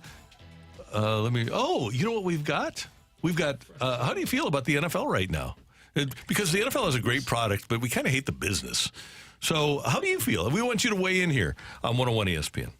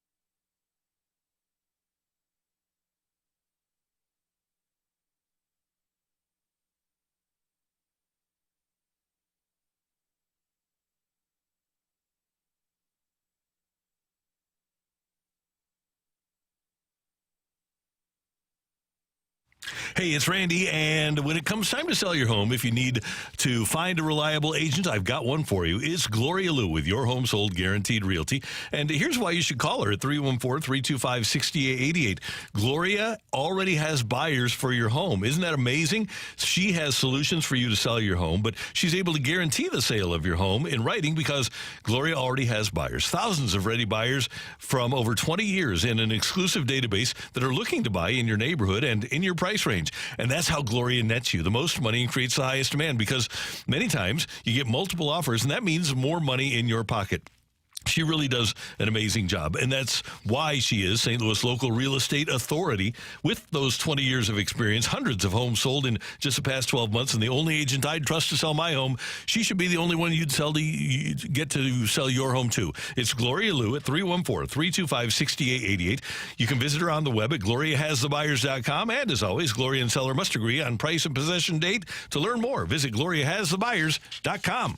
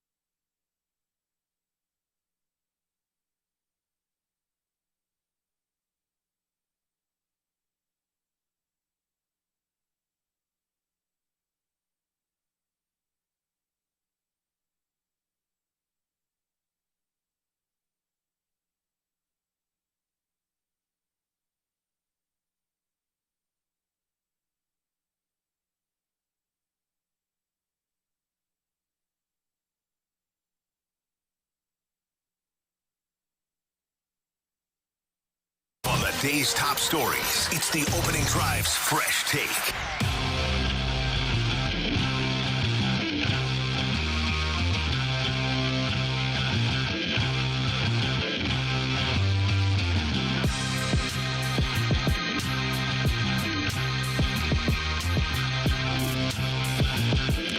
St. Louis time check brought to you by Clarkson Jewelers, an officially licensed Rolex jeweler. The final preseason weekend for the NFL starts tonight. Colts and Bengals, Bears and Chiefs, and then 2 weeks from tonight is the opener of the NFL season. The Baltimore Ravens visiting the Super Bowl champion Kansas City Chiefs. There are still a lot of people in St. Louis with very good reason that have not watched an NFL game since the Rams departed. I am still somebody who abhors the business of the National Football League, but I also love the product. I love the competition. I know that it's scripted, but it's great scripting, and I'm a fan of the game. And you know what? There's so many good young players and so many players that are just fun. I think Patrick Mahomes, beyond being a fun football player, he's a fun guy. Same thing with Nick Bosa out in San Francisco. He's a fun guy. I think there are a lot of good, fun players around the league. So I really enjoy the product. I do too. I think that the biggest part that you just mentioned there is that you enjoy the product on the field. It's hard to not pay attention to it, especially with fantasy football now.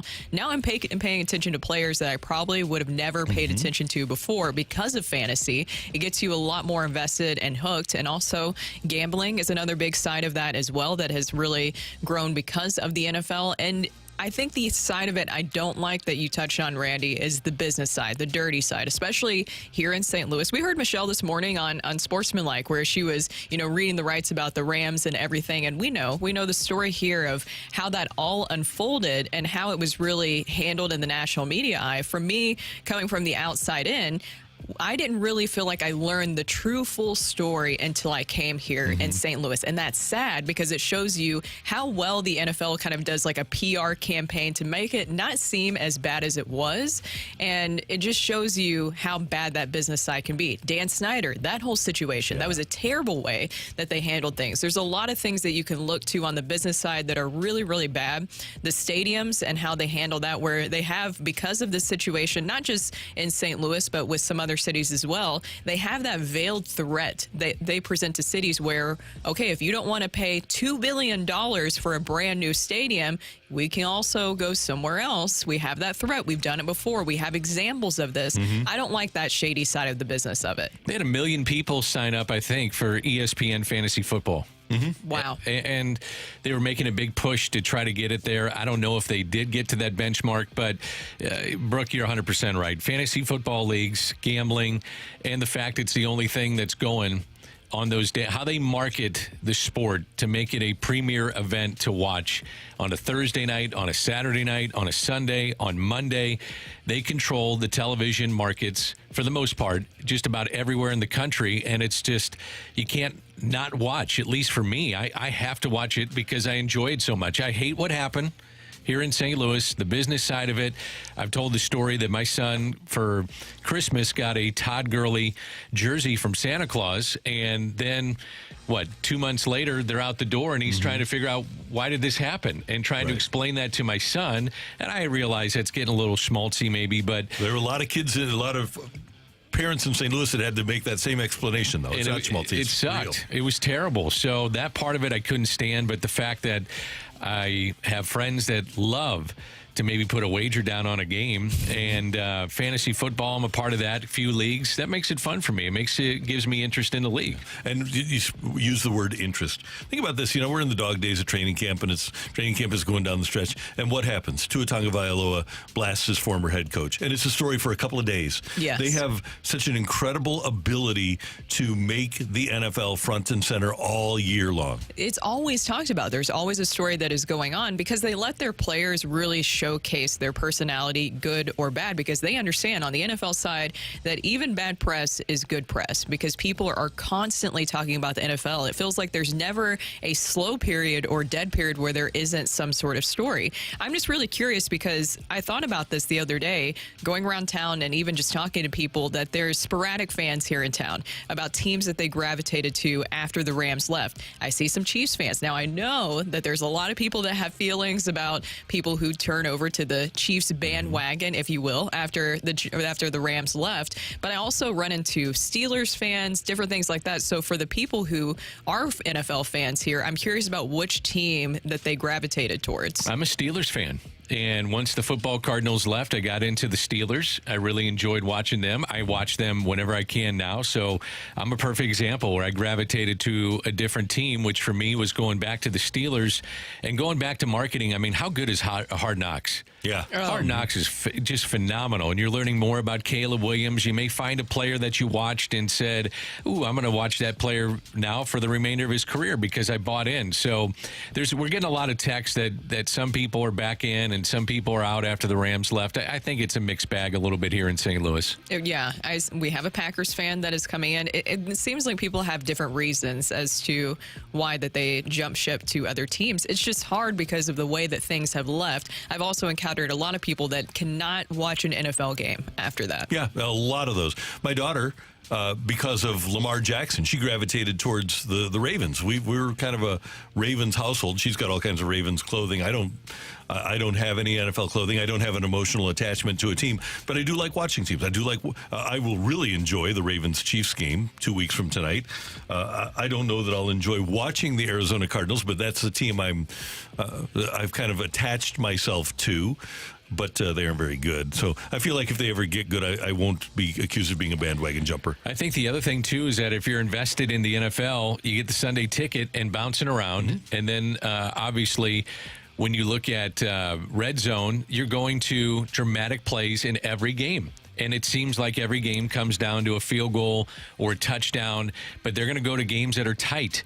And every game, it seems like there is drama with those games. Mm-hmm. It's the best drama. It's live television that you'll gravitate towards because you're a sports fan. We have a lot of texters saying that they haven't watched a single NFL game since the Rams left. And I want to believe them. I don't. But I want to believe them. And so my question for them is, what the hell are you doing on a Sunday in like mid-December, like early December, when it's like 24 degrees outside? It's not even snow on the ground, so it's not even like a fun 24. It's just like ugly and slushy, and like it froze rain like on the Friday before. What are you doing on that Sunday? Because everyone's like, I recaptured my Sundays. I have great Sundays now. They're full of things. I believe that in October. What the hell are you doing in December? Well, that's a good question. I can tell you this. I might have seen 5 kickoffs to games since the Rams left. It's not appointment viewing for me. I spent 45 years in Falls waiting for NFL kickoffs for the week. That was my entire week for 45 years, from the time I was 8 until the time the Rams left. My week in the fall was built around the following Sunday's game, or Monday night, as the case might have been. I don't care about kickoffs anymore. I don't need to sit down and see the beginning of a game. I just kind of float in and out. That's what I do. But I go back to Red Zone. Red Zone, perfect. I mean, it's really good. Yeah. It's outstanding. From the 314, totally understand what you're coming from when you're talking about jumping on that Chiefs bandwagon. I tried my darndest not to be a Chief stan, but as a guy, hard-to-die season ticket holder of the Blues, when Patrick Mahomes was attending those Blues games in 2019, that did it for me. Chiefs fan since 19. And Patrick Mahomes, I think, is a player that a lot of people, of course, have been like, that's a guy I'm a fan of. I'll start rooting for that team. Right. And Kelsey, too. He was in the stands, and he's a very likable guy, too, isn't he? He is. So has to be. Yeah. I mean, one of the best tight ends ever to play the game, and that combination of those two makes it fun to watch. And Andy Reid, by the way, he's one of us. He's a Mizzou guy. He was at Mizzou before he went to the Packers. Andy Reid is every man. He likes cheeseburgers, so I'm on board with him. Okay, so you asked the question: did you gravitate towards another team? What do you think the team is here in St. Louis that primarily fans, once the Rams left, went to? I'd say the Chiefs. I would say so too. I see a lot of Chiefs fans. Yeah. whether it's paraphernalia, license plate frames, flags, stuff like that. We have in the building, and I know a lot of Buffalo Bills fans. Yeah. Because the Bills got good between the time the Cardinals left and the Rams came here. And then you always have your Cowboys fans. And I also think that your Cowboys fans, where are they at? Mike Ryder's a Cowboy fan. Oh, no. Yeah. I did not know that about Mike Ryder. Yeah. Oh, I'll have to discuss that with him later. But also, I think you have a group of people, too, that even while the Rams were here, were fans of certain teams because of certain players. Yeah. Like my husband, he liked the Packers because he liked Brett Favre. So I think it also depends on the generation of when you were watching football. Yeah, it's amazing what they're able to do, even to cities that they completely disenfranchised, literally disenfranchised, St. Louis, Oakland, San Diego, but they still get good ratings in all of those cities. Matthew, I'm going to answer your question. Even when it's December, I'm watching. When it's October, I'm watching. And there's other things to do. The weather outside is great, but on a Sunday, my butt is sitting down and I'm watching Red Zone. That's my thing. It's just like, I'm just being honest about the city we live in. It's a great city. If I have a little golf, it's maybe. It's hard to find stuff in like late November, mid-December. It's just, there's not as much to do. And that's why football was so perfect. And that's why even when the Rams sucked, there was still so much investment because there's not that much else to do. And my point is that these people are very adamant. I'm having great Sundays, a lot of time spent doing other wonderful things. I would like a list so I can maybe try these things out one day. Well, go ahead, Brooke. I was just going to say one thing because somebody was asking me to kind of explain a little bit more about what I meant about not knowing the full scale of things because I felt like there was a lot of people who were suppressing the true story of just how dirty it was behind the scenes of what Kroenke and the NFL was doing when they were getting this team out of St. Louis. That I did not know the full scale of until I got here. I could hear the stories from you guys. I felt like that was really suppressed from the public eye for the other NFL fans to know just really how bad it was behind the scenes and the dirty work that they were doing. Yeah. That's Brooke. That's Dan. I'm Randy. And thanks for your text coming up. They said, what? On 101 ESPN.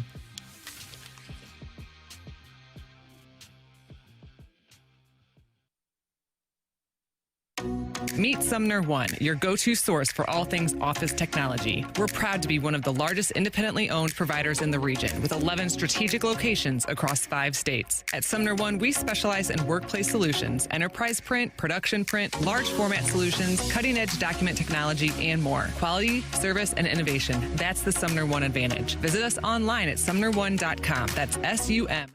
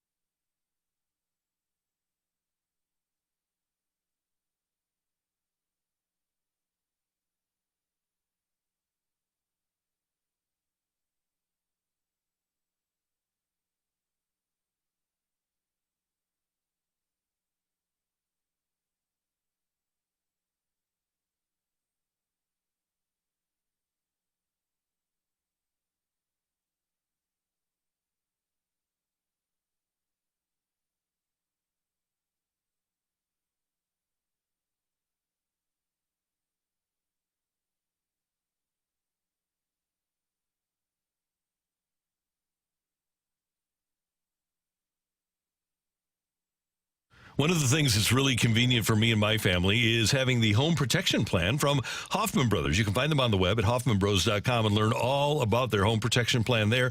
Or you can give them a call or a text and talk to them about it, 314-664-3011. But with the home protection plan from Hoffman Brothers, it includes 2 seasonal maintenances for your heating and cooling systems, plus free filters. And if you sign up today, you can have peace of mind knowing that you're covered. Dan mentioned that the hot weather is coming back to St. Louis over the course of the next week, and we're still still going to have September, and it's going to be warm. And if you haven't had your air conditioner checked out yet, you should by getting in touch with Hoffman Brothers and making that appointment today. And they will do so much more for you than just heating and cooling. They do a fantastic job on plumbing work. If you want to get some electrical work done, have a ceiling fan or a fixture installed, they do that as well at Hoffman Brothers. I love them. They've been with the Carricker family for years, and they will continue to be. And you'll enjoy the work that they do and the people that they have as well. Get in touch with Hoffman Brothers, improving life in every home. Hoffman Brothers, an independent American Standard heating and air conditioning dealer.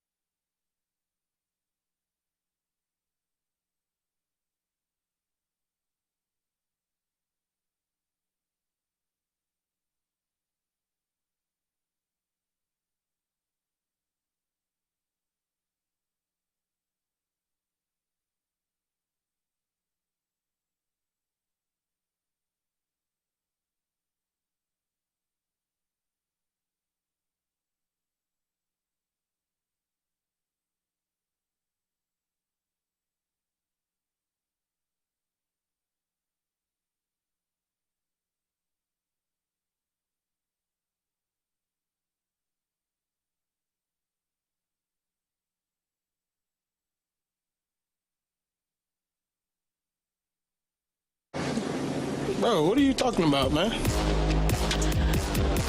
What you talking about? What the hell are you talking about? What you talking about? Do you actually listen to yourself when you speak, or do you find you drift in and out? What you talking about? Bro, I'm out, man.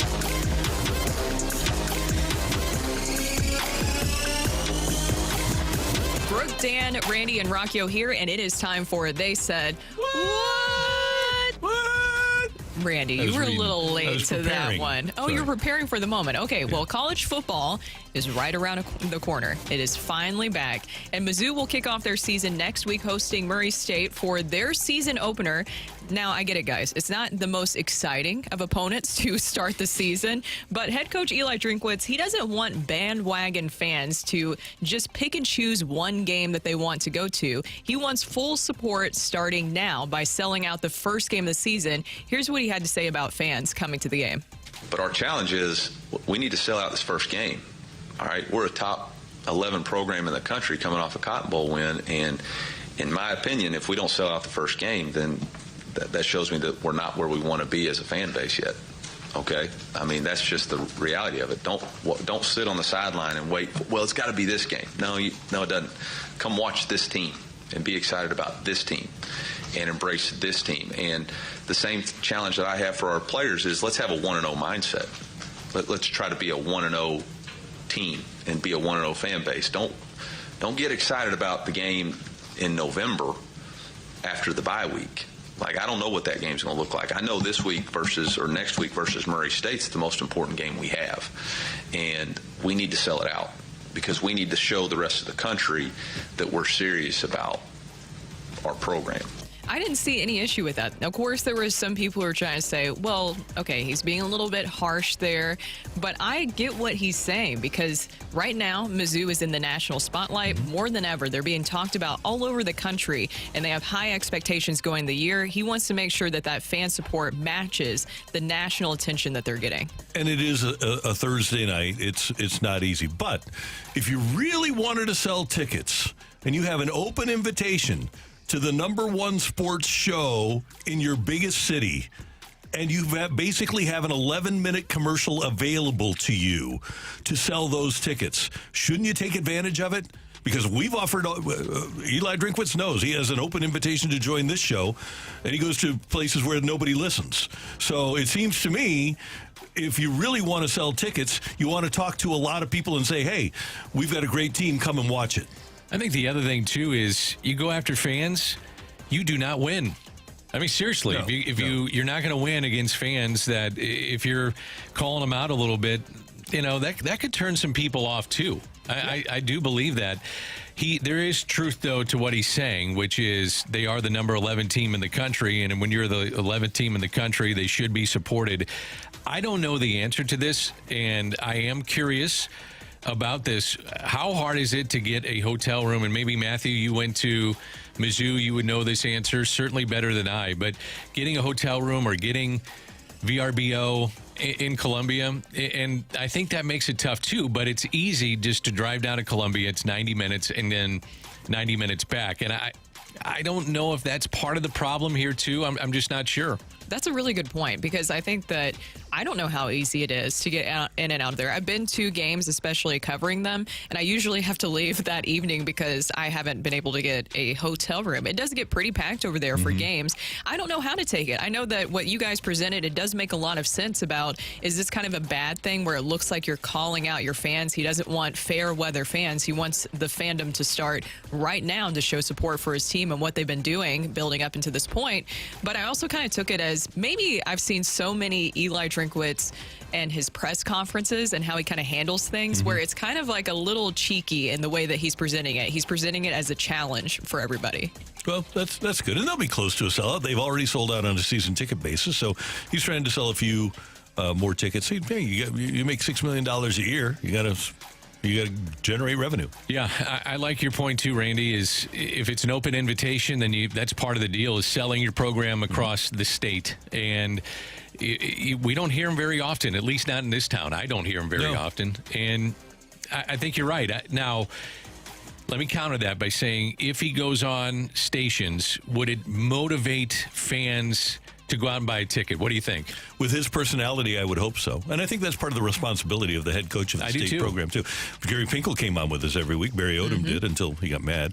Until he got mad. Yeah. Well, he didn't win much, and he didn't like the fact that he got criticized for not winning, which happens sometimes in sports talk.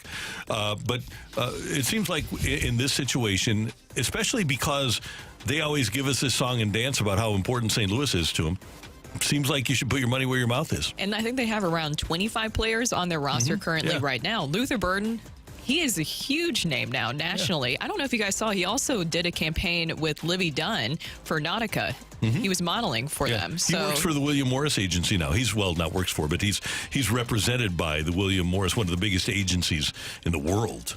So that's why he's getting those opportunities. Have we seen local kids be publicized for the program, like Luther Burden? He's got his chips and it's NIL money, but have we seen all that much of these guys being publicized and being a marketing tool for the team? I think the NIL group here in St. Louis, Ken Dubinsky and that group has done a really good job of taking care of the Mizzou kids. But in terms of getting them out there in the media space, no, it hasn't happened. I mean, Brady Cook would be the first guy I think of, along with Luther Burden. Like, put those guys front and center. These are your hometown guys. Come out and support them. Right, exactly. Is it okay if we get in one more real quick? Yeah, let's do it. Okay, so Oklahoma State head coach Mike Gundy, he spoke about the presence of NIL and the negotiating power from the players at Big 12 Media Day on Monday, and he said that the Cowboys staff are instructing players to avoid in-season conversations, and this one also has people going with his quotes.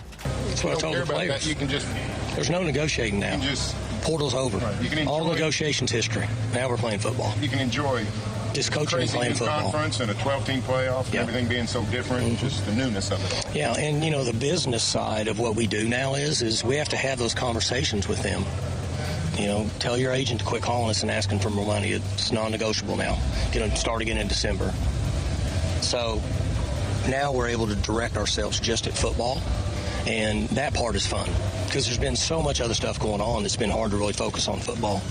I don't see anything wrong with what he said, because I think that there's a lot of people, though, I've seen on social media where they see it as him trying to basically poo-poo on NIL and downplay it, but I took it as he sees this as a business now, which we all know. College football, college sports, it's a business now, and so he's taking a business-like approach. He says, have your agents quit calling me at this point. Yeah, he says, and he's right, those contracts are done. They're contracts, and the player, if they agreed to what they're going to get for the 2024 season, then it is what it is. At that point, yes, but I disagree with him. I think it's 12 months out of the year, 365.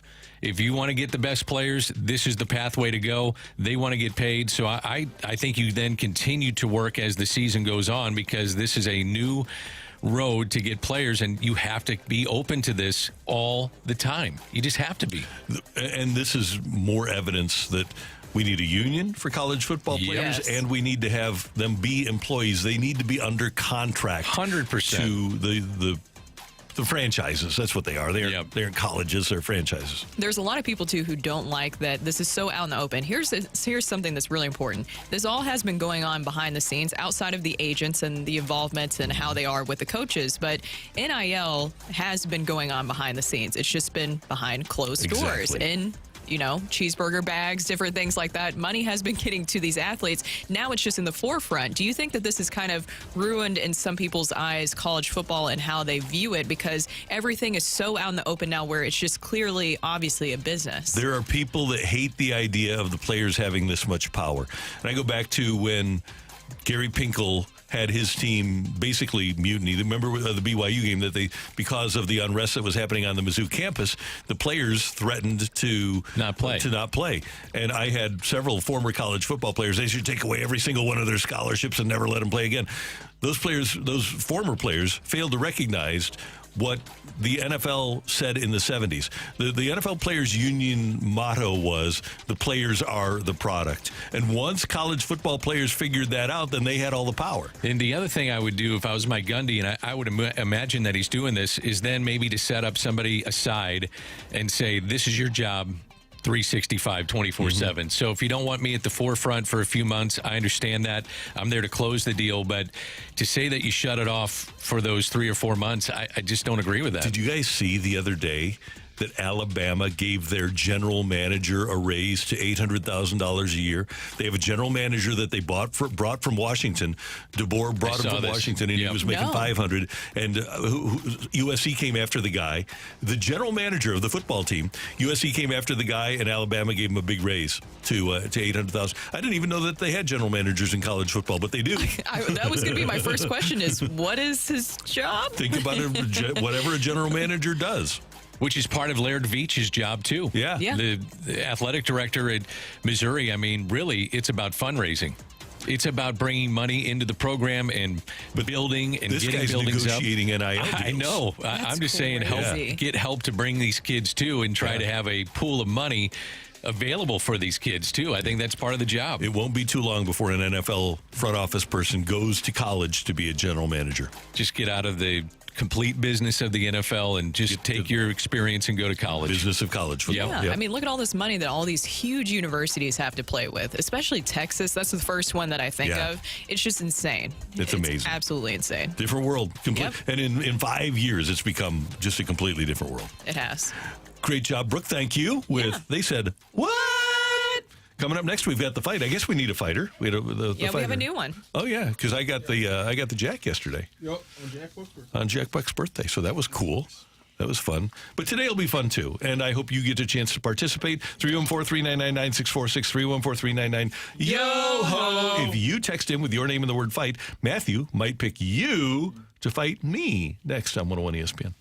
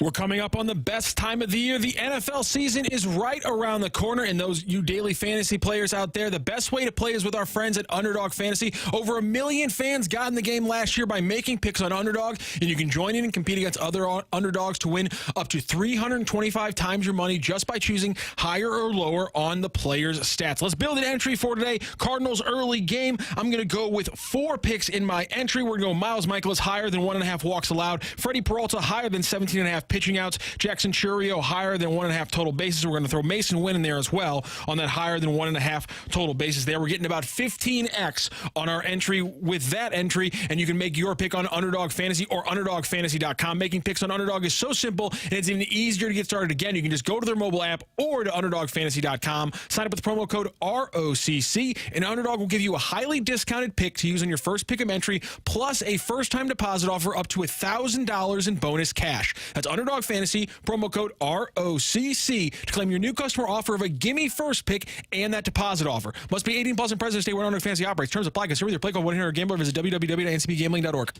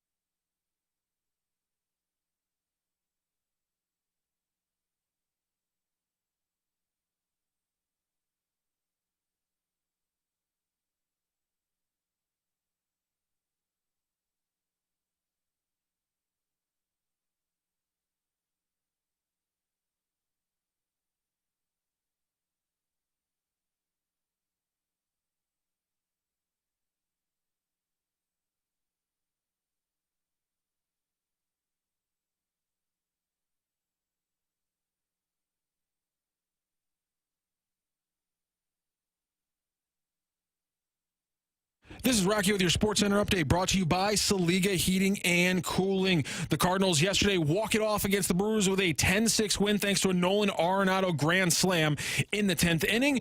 They'll be back in action with the rubber match this afternoon, a 1:15 start for the Brewers and the Cardinals. Freddie Peralta faces off against Miles Michaelis. That is your Sports Center update, brought to you by Saliga Heating and Cooling, an independent American State heating and air conditioning dealer.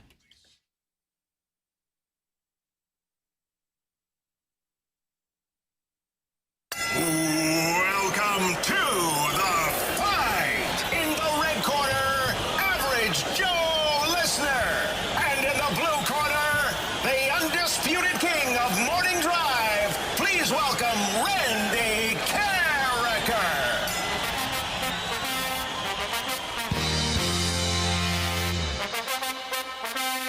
Welcome back to the opening drive. Brooke, Dan, Randy, and Rocco here, and it is time for the fight. And our fighter today is Carson. Carson, how are you doing this morning? Doing well. How are you guys doing? Doing great. Have you ever faced Randy in the fight? I have not faced Randy before, but I'm super excited for the opportunity. Ooh. All right. Any words of wisdom? From me? Yeah.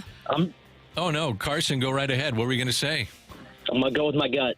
Yeah, like go with that. your gut. That's the way to do it. And here we go with question 1. All right, Carson. The last Cardinal outfielder to start in the All-Star game was in the 2015 edition. Who was that All-Star? Was it Jason Hayward, Tommy Pham, or Matt Holliday? I'm going to go with Matt Holliday. Going with your gut on that one, or was that just straight knowledge? I was going with the gut. Okay. Here we go with question 2. Paul Molitor played 15 years for the Brewers, going to 5 All-Star games, and he hit the majority of his 234 career home runs there.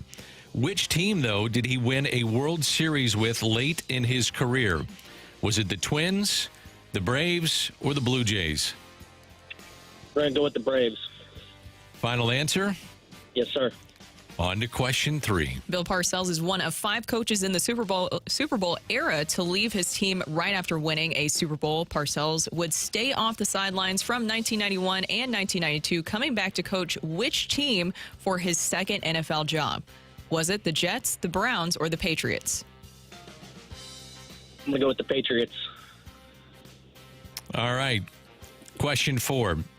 Nolan Ryan is the only pitcher to cross 5,000 strikeouts. Doing so, On this day in 1989, which Hall of Famer did he fan for that milestone?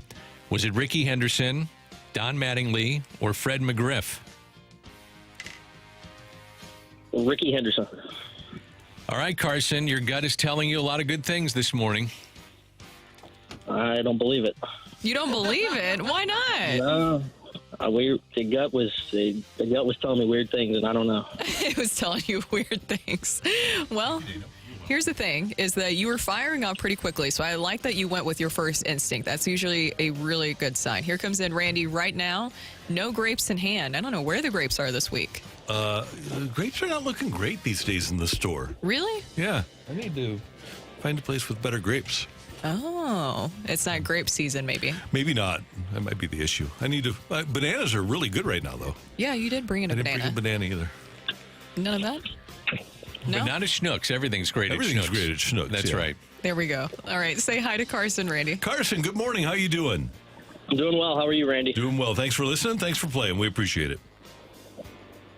He's a first-time fighter, Randy. Oh, well, welcome to the show. Great to have you with us. He said he was going with his gut on a lot of questions. Do you do that, Randy? Because I don't really hear you go through the answers all that much. I do.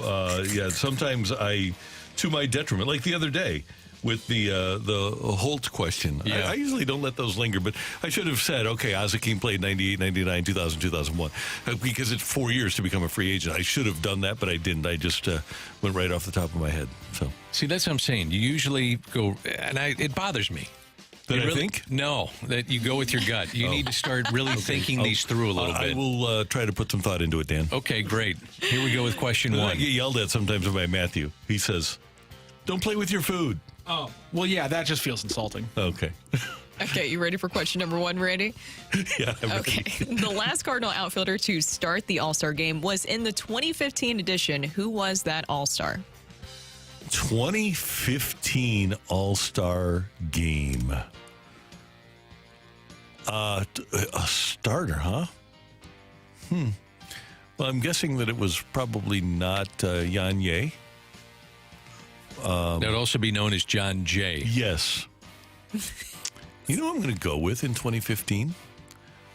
I'm going to go with the J-Hay kid, Jason Hayward.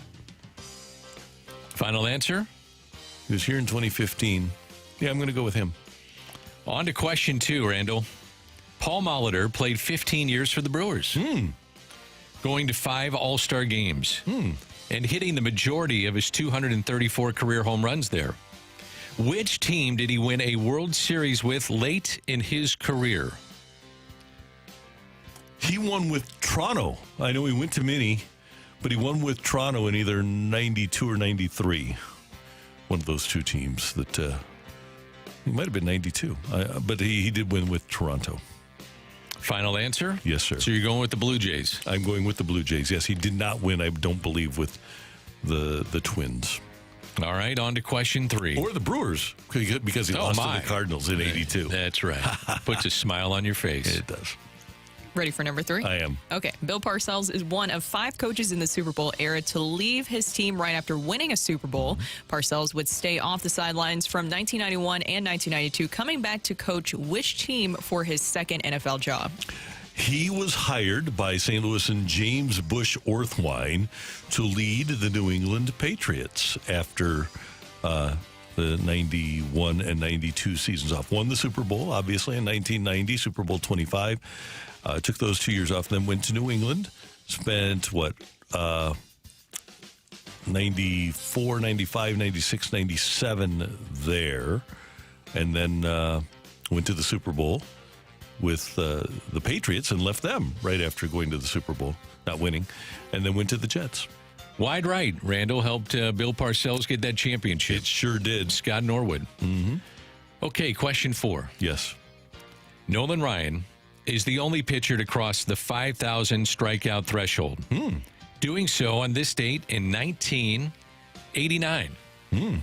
Which Hall of Famer did he fan for that milestone? I'm going to guess that it was Ricky Henderson. This is just a total guess, Dan. I'm going to Just give me a little history behind it, Randy. Let's just cut through it. Let's go. No, I'm just guessing. I almost said a bad word. Oh, okay. I'm just guessing Ricky Henderson. Oh, no. Cut through this stuff. Well, we actually cut right through because we have to go to a tiebreaker here because you guys both did very well today on the fight. So we will go to our tiebreaker. Carson, you're a first timer here, so I will explain to you the tiebreaker rules. I'm going to read out the tiebreaker question. We're going to give Randy Carricker a moment to write down his answer, so don't answer immediately. After Randy Carricker has written down his answer and shown everyone here in the studio, we will then get your answer, Carson. Randy Carricker will confirm his answer, and then who is ever closest to the pin is going to be the winner of today's fight. Do you understand those rules, Carson? Yes, sir. Randy Carricker, do you have paper ready? I do. It's Lindenwood paper. It was about a week ago on the fight that we learned or relearned, or however you want to phrase it, that John Stockton is the career steals leader in NBA history. So I'm going to need that total number now. Across his 1,504 games, how many total steals did John Stockton pull down to set the all-time career mark? Across his 1,504 games, how many total steals did John Stockton pull down to set the all-time career mark? Tough question. Tough question. But I like it. Thank you. I like going it. with the records. It's a big number. I like giving him the games, though, so you can kind of... Hold on. I'm changing my answer here. Okay. He's going through multiple paper now. The Lindenwood Hall of Famer with Lindenwood paper. Do the mics pick up the fact that the But my Sharpie? Yeah, the Sharpie on the paper? Might have. Okay. How many steals did John Stockton have? Okay. Carson, what is your guess, sir? My guess is 3,917. Randy Carricker, what is your guess, sir? I said 6,014. All right. We have a winner in today's fight. Does Randy Carricker roll on with another victory, or does the first timer stop him? Ring that bell.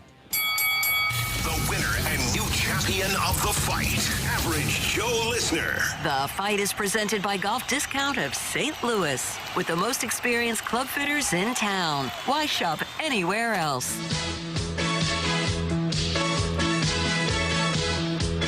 Congratulations, Carson. You took down Randy Carricker in the fight today thanks to the tiebreaker. 3,265 for John Stockton, just over 2 per game across his full career. So congratulations, Carson, and your win on the fight today.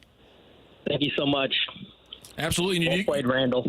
Good job. We'll see you tomorrow. You both did great, Carson. You both got 3 correct. Let's go through the questions and answers. Last Cardinal outfielder to start the All-Star game was in the 2015 edition, and it was Matt Holliday who got that start there as a Cardinal. Paul Molitor played 15 years for the Brewers, but he had to wait until 1993 with the Blue Jays, late in his career, until he got that World Series. Of course, he didn't, like Randy said, lost to the Cardinals in '82. Bill Parcells was one of 5 coaches in the Super Bowl era to leave his team right after winning a Super Bowl. Parcells would stay off the sidelines for 91 and 92, come back coaching the Patriots. Do you know the other 4 who left immediately after winning a Super Bowl? Bill Walsh did.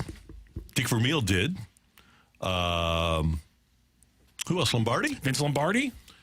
And who would have Jimmy Johnson? Jimmy Johnson, right. There you go. Those are the 5 right there. So 2 Cowboys, eventually 2 Cowboys coaches, obviously. Bill Parcells leaving the Giants in that one. Nolan Ryan, the only pitcher to cross the 5,000 strikeout threshold, doing so on this day in 1989, and he struck out Ricky Henderson. He actually struck out 13 A's that day in a 2-0 loss where he pitched all 9 innings, and he got Ricky Henderson twice that's in that not game. allowed. No, it was allowed back then. They let him do it. Yeah, it's illegal now, but I think Texas. Okay. I think Texas might still have the rule. Okay. But a 3-3 tiebreaker, and then Carson won it in the tiebreaker. Carson, we'll talk to you tomorrow. Congratulations again on the win today.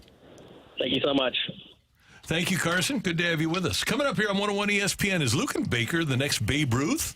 How about the next Luke that's not Voit? what it says. Oh, okay. It's next on 101 ESPN.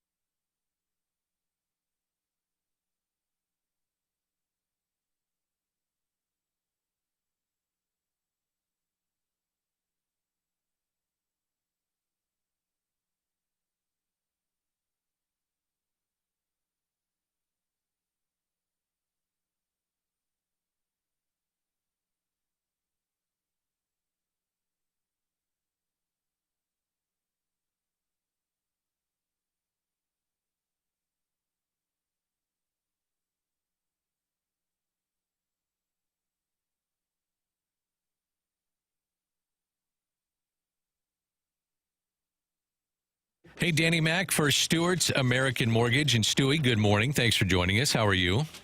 Good. How you doing, Danny? I'm doing well. How about the refinance boom? It has begun, hasn't it? It has begun, and we are talking to all our previous customers that are out there.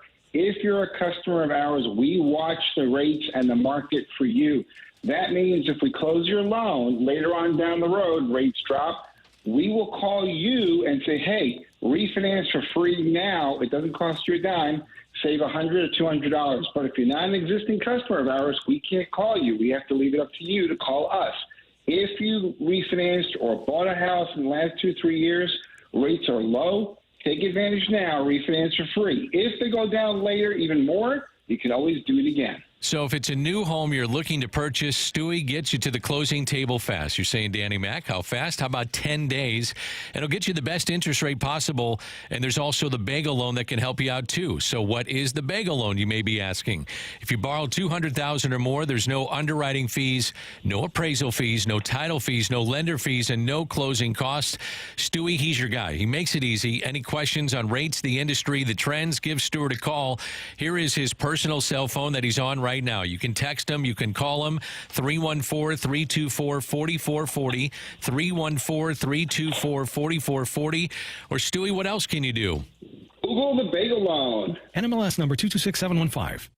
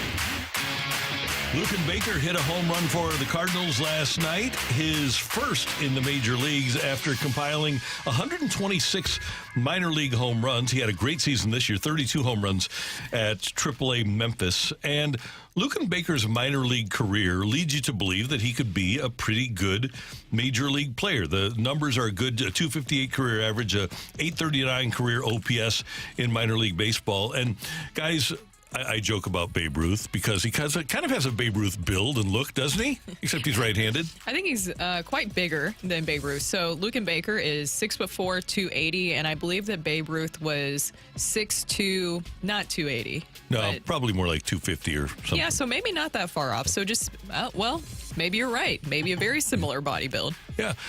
The comp that I make, though, is Luke Voit, who, by the way, had a really good career, made $12.7 million in Major League Baseball. Did he really? Yeah.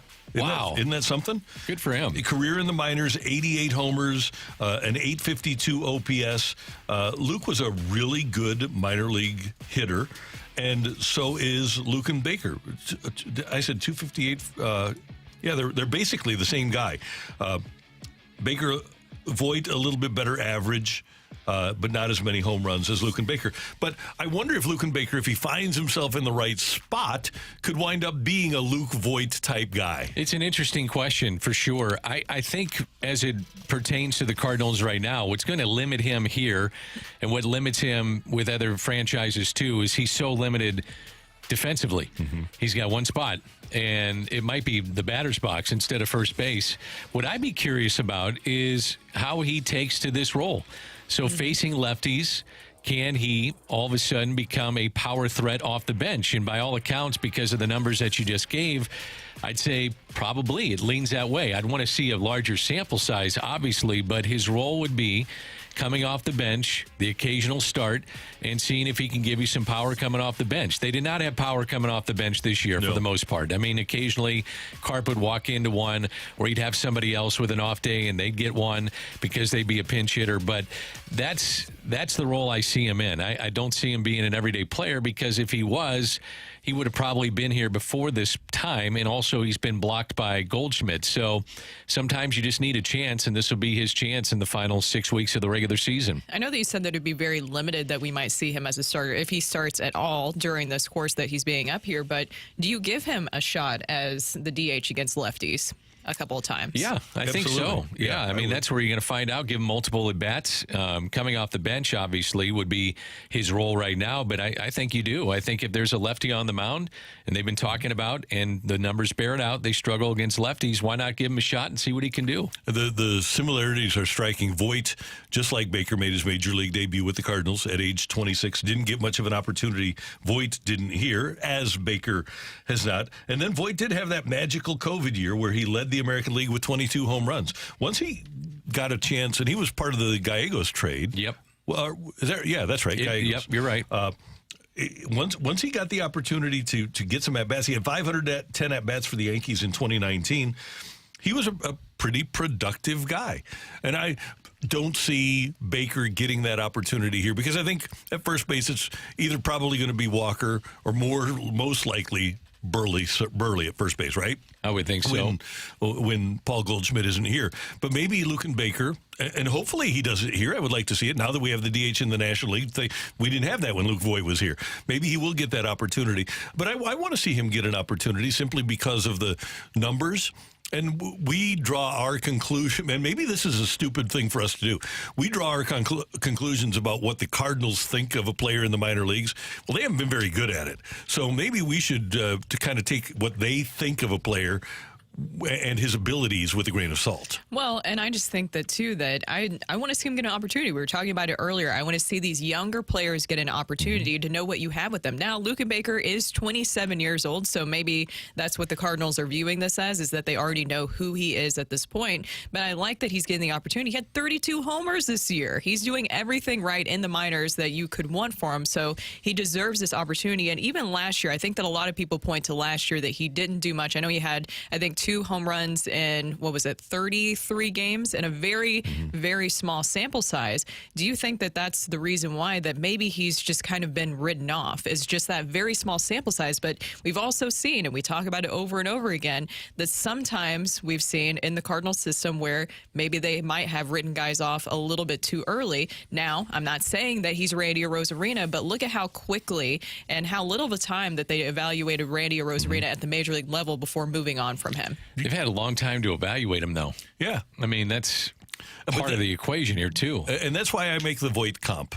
Yeah. I think that's the most legitimate and fairest comp we can make. And it might not happen for Baker here, but that doesn't mean it's not going to happen. That was a hell of a deal for the Cardinals. It worked out well. Gallegos was a very good pitcher. Did we get Chasen Shreve in that one, too? Correct. A lefty that helped the team down the stretch and then kind of faltered in his next year in St. Louis. But that was a really good deal. Gallegos was a very good reliever for a long time.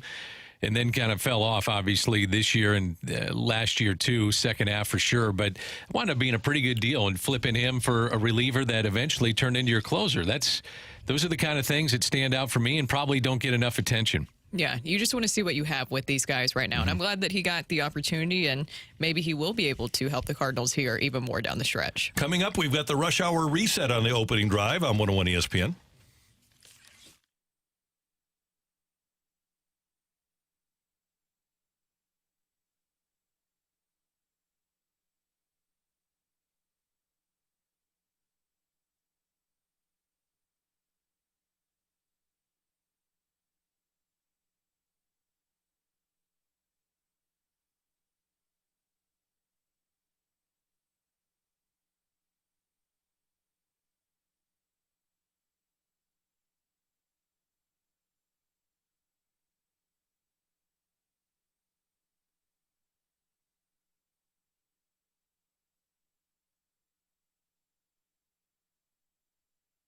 Jan from Toyota here. At Toyota's National Sales Event, there's still time to squeeze more fun out of summer with a new Camry, RAV4, Corolla, and more. So go on, squeeze your extended family into a Highlander for a family reunion. Everybody in. Tammy, Teddy, Toady, Tommy, Toby, Terry. Wait, where's Rex? Or stop for some fresh squeezed lemonade in a Prius. Ooh, how much? $15. Okay, now that's a squeeze. Dealer inventory may vary. See your participating Toyota dealer for details. Event ends September 3rd. Toyota, let's go places.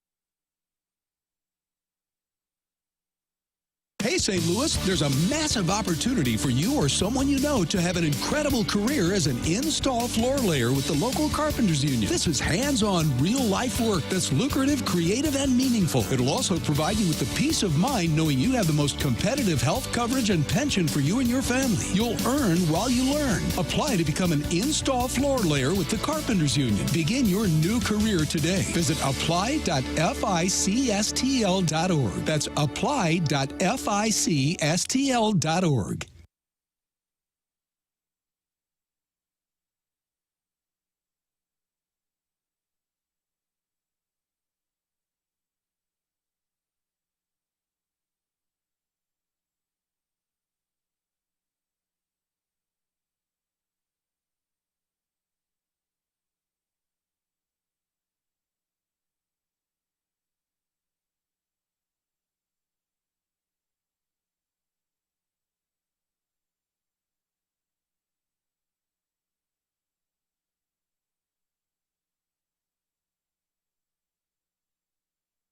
This is the opening drive on 101 ESPN. Brought to you by Sumner One.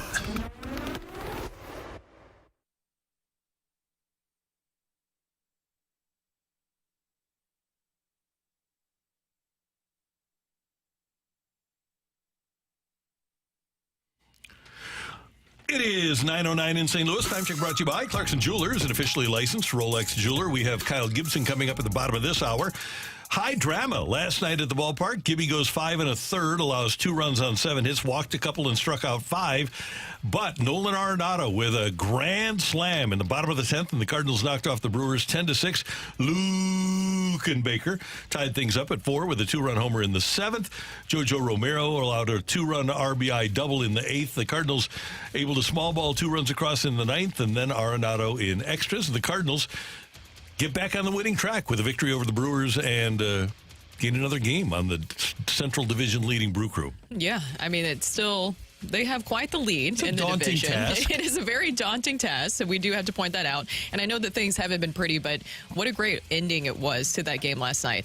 It wasn't the cleanest of games, and that goes on both sides. And when I'm talking about that, it was a walk fest. I don't know what was going on. Each team walked 8. Each team had an error. Yeah, I mean, that was absolutely nuts to see, especially Devin Williams there towards the end. I gave you a lot of free passes there, which, of course, led to setting up that big situation there with Nolan Arenado. But I just felt in that moment that, you know, we talked a lot, and it's very clear, and we've said it over and over again, that this season, how different would it have been if you had Nolan Arenado and Paul Goldschmidt be at least expectations-wise offensively what you would like to see from them. And to have that moment where finally Nolan was able to really break through, you could feel the emotions. You heard his emotions in his post-game comments. I just really felt like that was huge for him and for the team. That's it. I mean, if these guys would have come through for the better part of the season with all the tight games that they play, up by 2 runs, down by 2 runs, late inning situations, it just hasn't happened this year.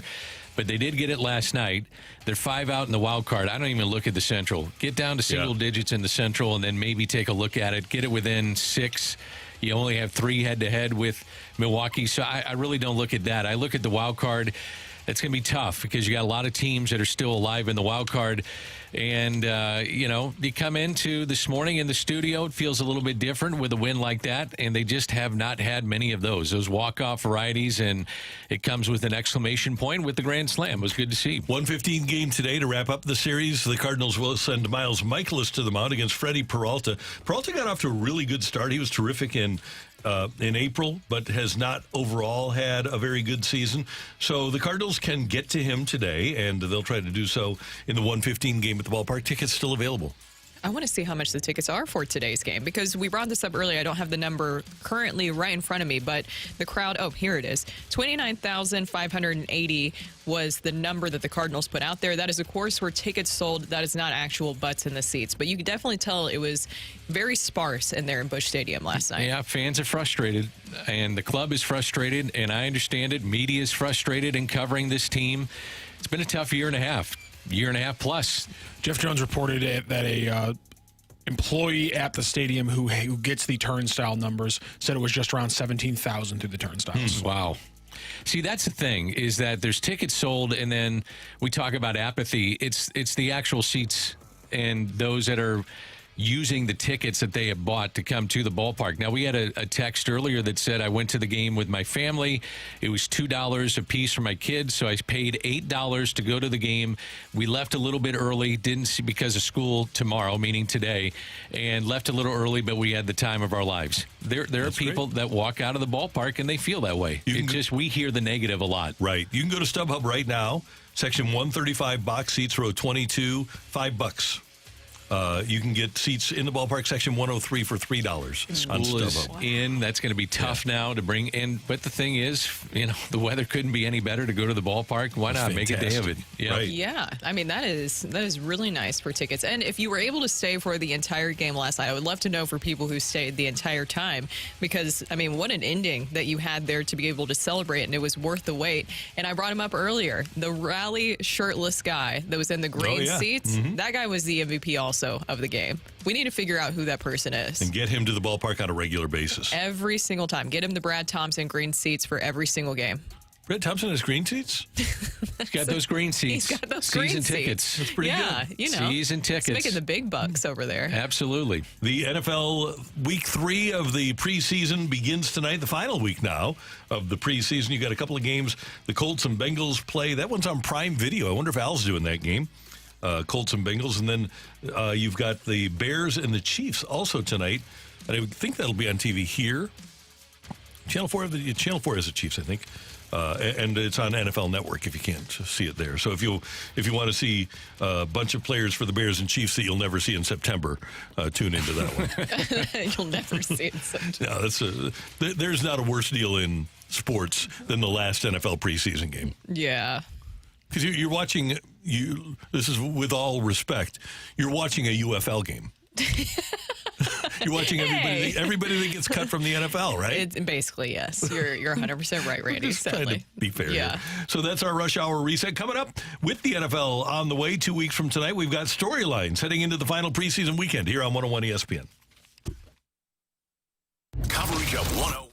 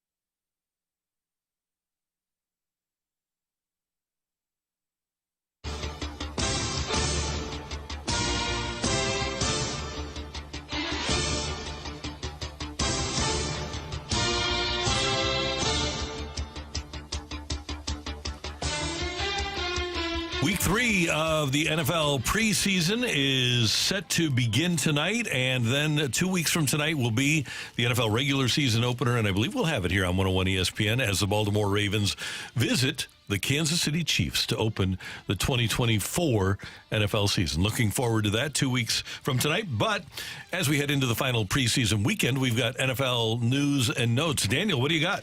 I got the fate of the rookie QBs in the league. I'm looking at Caleb Williams in Chicago, Jaden Daniels with the Commanders. Also, those two are already been named starters for their teams. Drake May in New England, Bo Nix in Denver.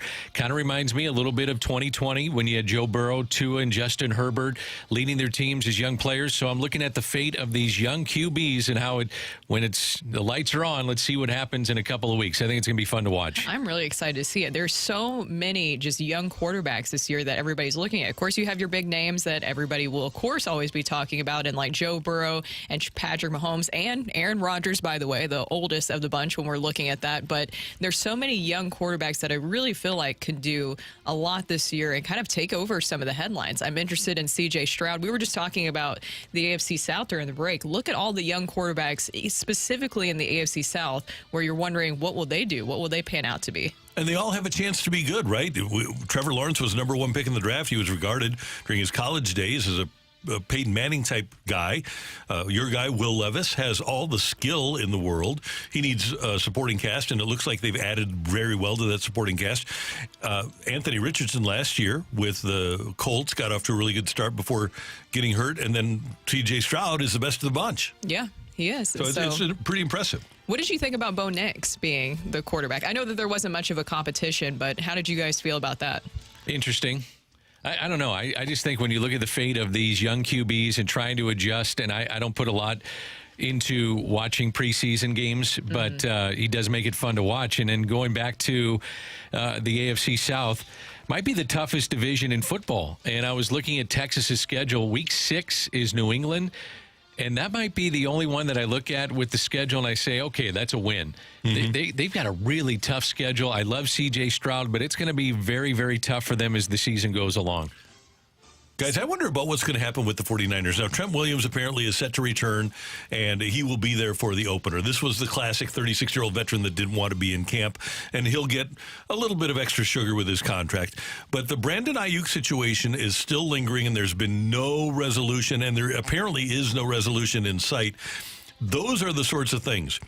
A holdout by a high-priced key player that can derail a whole season for a team. Sure, they have talent with McCaffrey and Deebo Samuel and Juwan Jennings, and they took Pearson with their first pick, and they've got George Kittle still.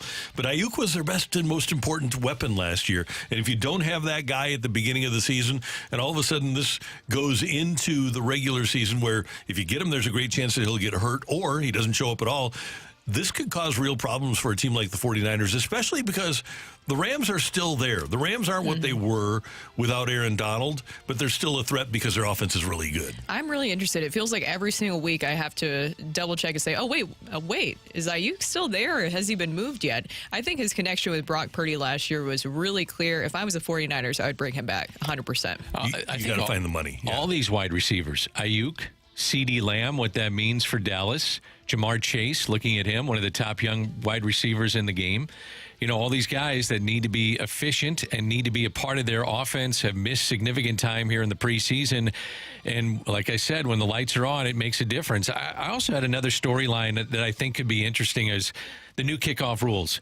And will that dramatically affect the game and have an impact on the game? I mean, it's really the kickoff for the last 5 to 10 years seems like it's just a non-event. I think there were only 4 touchdowns last year coming off of kickoffs. But will the new kickoff rules have an effect on the game? And I think that's something to watch. I like it. It's more of an emphasis on special teams, which I think is always a good thing. And teams need to have the personnel because a lot of the teams, because of the old kickoff rules, pretty much everything was a touchback. They didn't care about having a returner. Now the returner is back in the game, especially the shifty returner. With the rules as they are, you don't need a very substantial guy. You can get a scat back type returner, and he can do some major damage for you in the kickoff return game with these rules. You know what I love about what you brought up, Randy, is an offensive lineman, and we always talk about these skilled position players that have to be in camp, have to be signed. it just shows you the importance of if you don't have a protection up front and a guy that can get your backside and make sure that you're protected, you're in trouble. I mean, Trent Williams is awesome. He is absolutely awesome. Sometimes I watch the game and I single him out. He reminds me of Orlando. No one gets by him, and he has a chance to make a difference in the game. My first night in this business as a full-time employee, I was producing for Dan Deerdorf, Sports Open Line. We did it together for a long time. And when Dan, we got to the fall, and we started talking about football, and Dan would always say, and it hasn't changed in 41 years either, even though the game has changed a lot, the key to this thing is your big guys beating their big guys. Yep. That's what it's all about. And the offensive line, there's only one unit that can completely control a game, and it's the offensive line.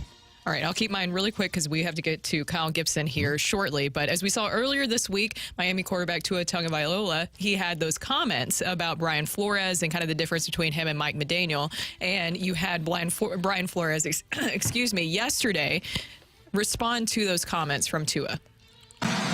Specific to the comments that were made by Tua, I just want to say, look, I'm happy, genuinely happy, genuinely happy for the success that Tua's had, and I really wish him nothing but the best. And I think player relationships are very important to me. I think that's kind of the foundation of coaching. And I got into coaching because I was impacted as a young guy by my high school coaches, my college coaches, going all the way to Pop Warner. I got into coaching because I want to make that same kind of impact, positive impact, pour into young people, help them become, as KO says all the time, the best versions of themselves. And that's really my goal always in coaching. So I wish nothing but the best to Tua. I thought that was a great response by Brian Flores. As we know, with Tua Tagovailoa, what he was saying earlier in the week really kind of showcased what you were just talking about, Dan, about when you have these younger quarterbacks in the league, what is the right way to really coach them up? I think that Flores handled that well. We, of course, do not know fully the story of what was going on in that situation. There's usually three sides to every single story, but, Tua was very transparent about how he felt and the difference with Mike McDaniel coming in and really embracing him in a different way. And so when this era of quarterbacks, of course, not that it's new, but I mean, it's a quarterback league. What is the right approach with a young quarterback and how to coach them up? Well, I think you need to have a little bit better bedside manner. I think everybody who probably ever worked for Bill Belichick and watched the way he attacked Tom Brady was done a disservice. My guess is that Flores, who came from Tampa, thought, oh, this is the way you handle quarterbacks. Well, it's not. Brady was a different animal, and he didn't like it, but he performed under the withering circumstances that Belichick provided. My guess would be that Brian Flores thought, okay, this is the way you deal with a quarterback. I also think he, to Brooks' point, he probably couldn't have handled that any better. Just be, transparent with it and say, I wish him the best. And if he wants to be an NFL head coach again, you'll reflect on this and say, our guy handled this about as well as he could, and I think it's the right thing to do. Thank goodness he responded the next day. Yeah, no kidding. And it wasn't in the heat of the moment. Coming up next, we're going to talk to our buddy Kyle Gibson here on 101 ESPN.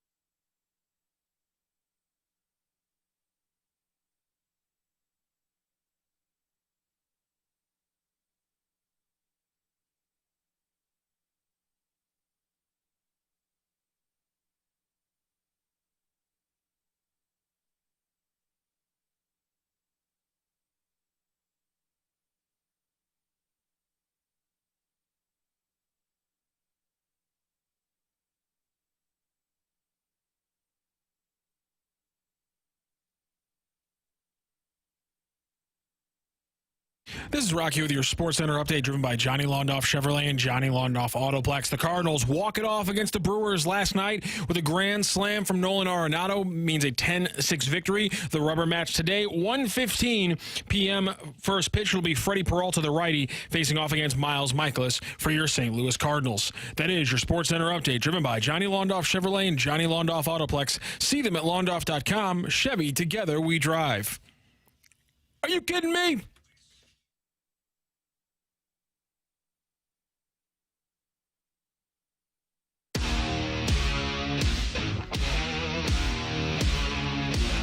Brooke, Dan, and Randy, and Kyle Gibson joins us now. The Cardinal right-hander started the game. The Cardinals won last night by a score of 10-6 in 10 innings over the Milwaukee Brewers. Kyle, good morning. How you doing? Good morning, guys. How are you doing? Everything's good. Looking forward to September 6th over at the ballpark, the Fantasy Football League presented by Community America, and, of course, helmed by yourself and Adam Wainwright for Big League Impact. It's going to be a great day, and I'm looking forward to a great season. Kyle, I have not been a good fantasy football player the last couple of years, so I'm trying to get back to I need to improve my scouting, and I've changed my department a little bit. What has gone on? Like, I don't understand. Are you not scavenging the waiver wire? Are you not listening to the right podcast? Are you not, chasing the right matchups, streaming the right defense? What is it? The matchups are not a problem. The podcasts are the issue. I start and I stop at listening to those things, and I need to continue to listen all the way through so that I have the full information. Yeah, I mean, there's experts that do this for a living, and I try to listen to them as much as possible. It doesn't always work out because every now and then media and experts get it wrong. We all have bad days. No, that's not true. No, not true. Yeah, that never happens. Never. Why don't you start your own podcast? You're great on these interviews. Go ahead and fire one up. I've got 4 kids and a wife that probably here in the next couple of years, whenever it happens, would rather me be around and not talk more than I already talk. So I think I'll probably hold off and just join shows like this. Let you guys do the work. I'll just join the show for 15 minutes at a time, and it'll be great. I'll get my talking in that way. Oh, yeah, this is really hard work, I'm telling you. We love it. Hey, Kyle, that brings to mind a question. How much fun even though the season has had great moments, I mean, you guys were the best team in baseball for a 50-game stretch. How much fun are you having with the Cardinals and being close to home and playing this season? I am having a lot of fun. It's something that probably in my time in Texas,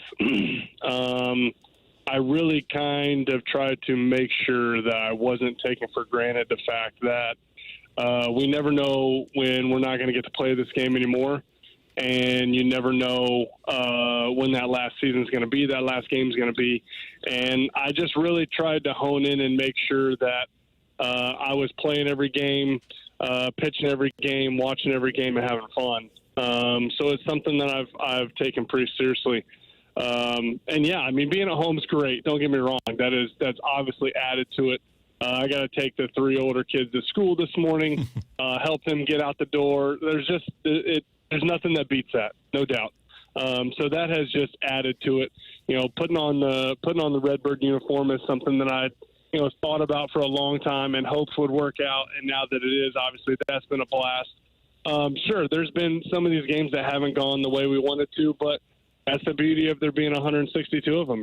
There's 30-something more of them, and wins like last night and how we've been playing, those can really kind of jumpstart a team, and that's what we're looking for. As you mentioned, you guys were having a lot of fun last night. It was a very long game, but the end result, of course, it was worth the wait with Nolan Arenado and his walk-off grand slam in the 10th inning. When that moment was unfolding, Kyle, how excited were you? Because it's not only big for this team when you were mentioning momentum there, but also for Nolan Arenado, for him to have that huge, big moment. Yeah, I mean, I was sitting in the weight room. I get a little bit of nervous energy as we start coming back and battle back, and I could become a fan there toward the end. And I was sitting in the weight room with the strength coaches watching, and that 9th inning, how it unfolded. Man, what a great job against a great pitcher our offense did. Took exactly what they were giving us. And, just because we didn't fully, take it there in the ninth inning, Helsley comes in and does an awesome job, and then the offense just keeps rolling that next inning. And, every now and then I feel like as a home team, you can tie it in the ninth, and then, that emotional high kind of gets let down when you don't win it. And it's easy to kind of, let that roll over into extras and not finish the job. And, Helsley coming in and putting up a 0, that obviously dramatically increases the home team's chances of winning. And then, for Nato, man, he works so hard. I'm just not sure there's somebody that takes more swings, takes being a great player as seriously as he does.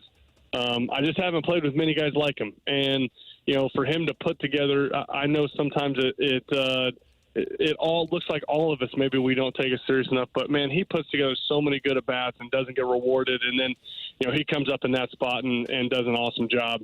Really happy that he was the one that came through. But to your first point, you said it was a long game. I understand pitch clock has sped these games up, but does really anybody in the stands care how long it takes when you walk off with a grand slam? Nobody does. No. What an awesome way for the fans to walk out, It was great, and I'm with you. I mean, people, when you're in the ballpark, no one complains about being at the ballpark. It's fun to be at, and it's the fans that are there. And you mentioned that you turn into a fan. I think one of the things that fans love is seeing a minor league guy come up, and he's not young. He's 26 years old, but Luken Baker, who's been putting up numbers down in the minor leagues, gets a big pinch hit home run. It has to be fun for guys like you, almost a refresher to say, this is what it's all about. This is why we play the game. I have really not seen Luken play a whole lot. I didn't see him a lot in spring training. Obviously, we heard up here a lot about how he was having a good season, hitting the ball well, and he did the same thing last year. And, it was cool talking to Lance a little bit. He had a chance to talk to Luken yesterday, and he just said, man, this kid has a plan. This kid, he knew going into it that this was going to be an opportunity for him late in the game against a lefty. And he was ready. There's no other way to put it. He was prepared. And whether that's, being a little bit older, 26, when he's getting his chance here and having a little bit more seasoning and having a little bit more experience, in his mind, this was just another at-bat. And he was prepared, so he was confident. And, man, what a big swing in that moment. It was awesome. Hey, Kyle, I want to ask you about that proposal, and we didn't get a chance to talk about this with you, the Major League Baseball apparent proposal of instituting a 6-inning minimum for a starter. Did you look into that? Have you read about it, and if so, what do you think? I haven't looked into it a whole lot. Ken Rosenthal was in the locker room for the Fox game, and I asked him quickly about it. I don't know. I've also heard from Miles. There's a couple other exceptions about runs given up or pitch count, something like that. I don't know. I'm in general. I am for whatever's the best version of the game being able to be put out there. That's why even though I love to hit, I know the DH is a better form of our game. So I was okay with the DH being instituted. I would probably be more if the goal is to get the starter to stay in the game, then I'd probably be more apt for when you take the starter out, you lose the DH. Then you add in, some extra strategy at the end, more substitutions in and out, stuff like that. Pinch hitting might make it a little bit more fun. I don't know. I don't think it's going to limit injuries because you're going to have starting pitchers being extended past maybe what you normally would. So I don't think that is going to be a thing. But, I don't know. I think with some of these rules, it's just going to be experiment and see what happens. And then you go back if you have to go back. But I don't know. In general, I like it how other teams can play the game how they want. Throw their starter left, throw it more, however you want to do it. Our guys, go ahead, Randy. I was going to say, number one, I got to confess. The day after the Cardinals signed you, we started off the show with a highlight of the Bob Gibson, not the Kyle Gibson, the Bob Gibson no-hitter, which was fun because they never said Bob. It was just Gibson, who's done everything else in the book, finally throws a no-hitter. And I said, well, the Cardinals signed a pretty good guy. Well, you're good, but you are, I know, old school enough so that you would love to be able to throw a complete game. I just wanted to give you this fun fact about Bob Gibson. This year in Major League Baseball, there have been 25 complete games. Here we are with 35 games left in the year. There have been 25 complete games. In 1968 and 1969, Bob Gibson threw 28 complete games each of those years. I mean, he was amazing, right? You know, he was as good as it gets. I would love to. I would love to throw more complete games. I would take 27 outs, all of them ground balls or fly balls. I'll even go 0 strikeouts. You just give me 27 outs, and I would love to do that because I don't know. There's something about starting it and finishing it. And Helsley's handshake, you know, with the catcher at the end of the game looks like a lot of fun. I'd like to do that more often. Yeah, Bob Gibson had 251 career wins, 255 complete games. So amazing. The game has just changed slightly. Dude, I was going to ask this before I terribly and awfully, it was terrible that I interrupted you, Randy. I shouldn't have interrupted you, but it doesn't matter. Are guys generally accepting to rule changes, you know, with the ghost runner at second and we now have a pitch clock? Or do guys say, you know what, man, enough is enough. We love the game that we grew up playing. So are they generally accepting of some of these ideas and being open-minded? I mean, I don't know.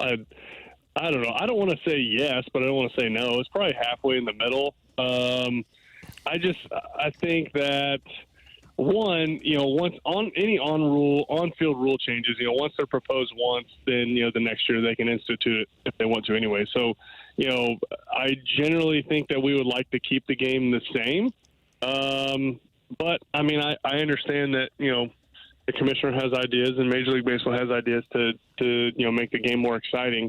But when the rule changes come in, I mean, you kind of just have to either figure out a way to be okay with it and move on, or it's just going to be what you're going to complain about the whole time. I don't know. I mean, that complaining really isn't fun.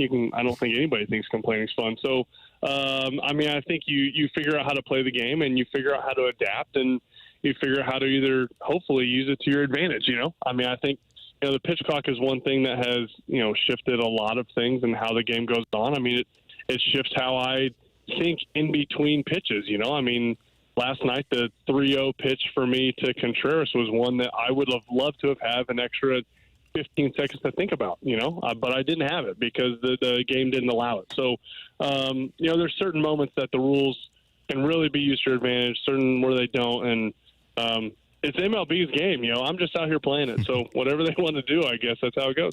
Hey, Kyle, I think every player appreciates the team that drafted him. And you're going to go visit Minnesota this weekend, the team that drafted you in the first round. And you've gone back there a lot as a member of the Rangers or a member of the Orioles. But is there still anything there? Do you get a little pitter-patter in your heart when you go into Target Field? Yeah, absolutely. I love pitching there. You know, it was just a lot of life happened in Minnesota. You know, 3 of our 4 kids born there. You know, a lot of things that I could get into. So yeah, it's a special place to us. Still a lot of staff members there that have relationships with, still some players as well, that have close relationships with. You know, Byron Buxton's son, Bricks, was the first boy that my daughter Hayden said she was going to marry at the age of 4. So, you know, there's those things like that. So, yeah, I mean, there's a lot there, and it'll be really exciting to see everyone. And Target Field is just a beautiful stadium in general. So, really excited to go back there. And see some people and give some hugs out for sure. Awesome. And we're looking forward to September 6th and the start of the fantasy football season. People can learn more at bigleagueimpact.org. Who else is involved besides you and Wayno? So Lars is going to be there. Stephen Matz is going to be there. I'm hoping that Helsley can be there. And depending on how many leagues we have, fantasy football, this guy obviously loves fantasy football. I know there's a lot of things surrounding it, but I'm hoping that Tommy Pham can be there as well and be there with the fans. So it's going to be a fun day.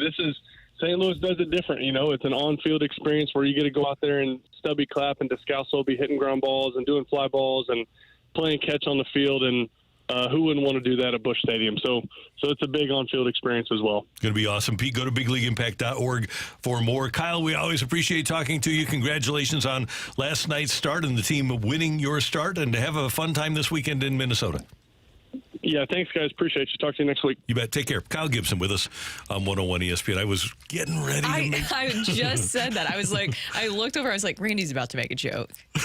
Randy's about to make a joke. Yeah, if you're going to be the commissioner with Tommy Pham in the league, you better be on the straight and narrow. That was just too easy. No monkey business, right? Too easy for you, Randy. I know. It was way too easy.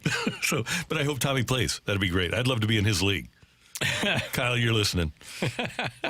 You set that up, can you? Yeah, I bet he could. We've got Rock and Roll. Just don't, it was a money issue, right? Yeah, it was. You don't mess around. So, exactly. Josh Peterson probably deserved it.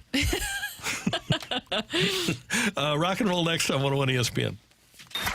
It's time for a DraftKings at Casino Queen Redbird report on 101 ESPN. Brooke Grimsley here for your Redbird Report. A much-needed clutch moment for Nolan Arenado last night with a walk-off grand slam in the 10th inning to give the Cardinals a 10-6 victory over the Brewers. Nolan Arenado and Mason Wynn both collecting 3 hits in the game. Luken Baker hit a pinch-hit home run in his first swing in the majors this season. The Cardinals snapping a 7-game win streak for the Brewers at Busch Stadium. In the rubber match today, will be Miles Michaelis getting the start. First pitch is at 1:15. Freddie Peralta will be on the mound for Milwaukee. The Redbird Report is presented by DraftKings at Casino Queen. Play, stay, dine at DraftKings at Casino Queen.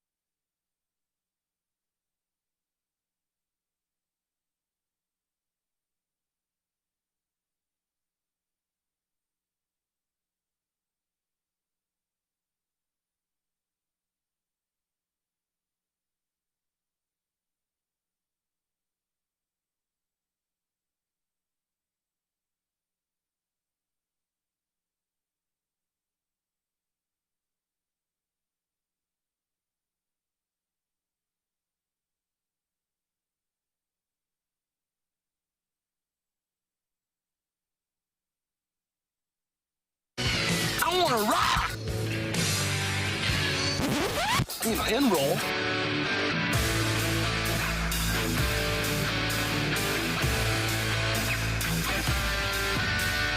Let's rock. Let's rock today. All right, time for rock and roll. Matthew, what do you got for us? I got some interesting news here.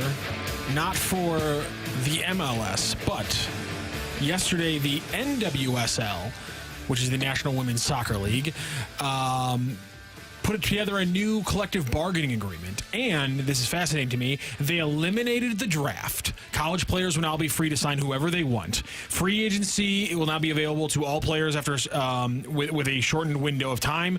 All contracts are fully guaranteed.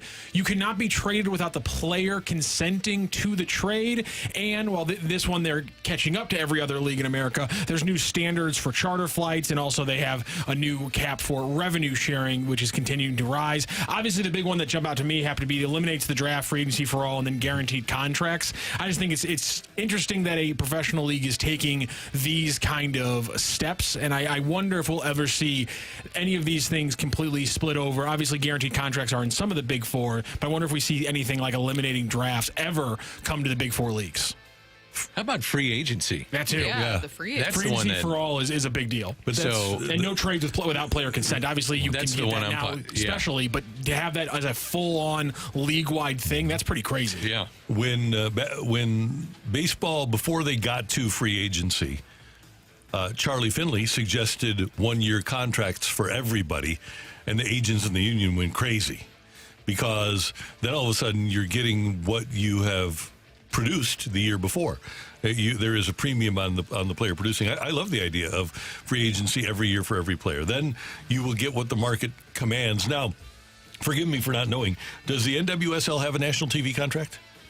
That's a good question. I do not know that. I wonder where they're getting their money. Yeah, that's a very good question.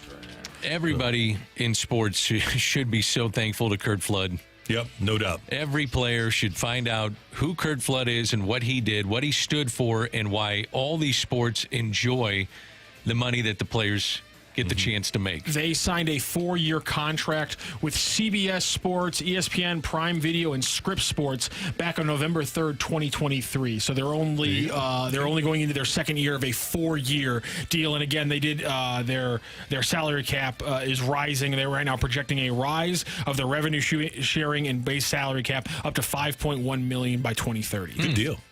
That's pretty good. Yeah, I like it. I hope that those ladies do well. I always enjoyed when we had a team here. Hope Solo was a regular. She was in every week with us. She was the goalie for the St. Louis team, and it was always fun. And we're getting a lot of texts here. Somebody goes, this just sounds like it's European. And yeah, that's essentially what it is. There's not a lot of, obviously the college system's very different in Europe, as is the academy systems.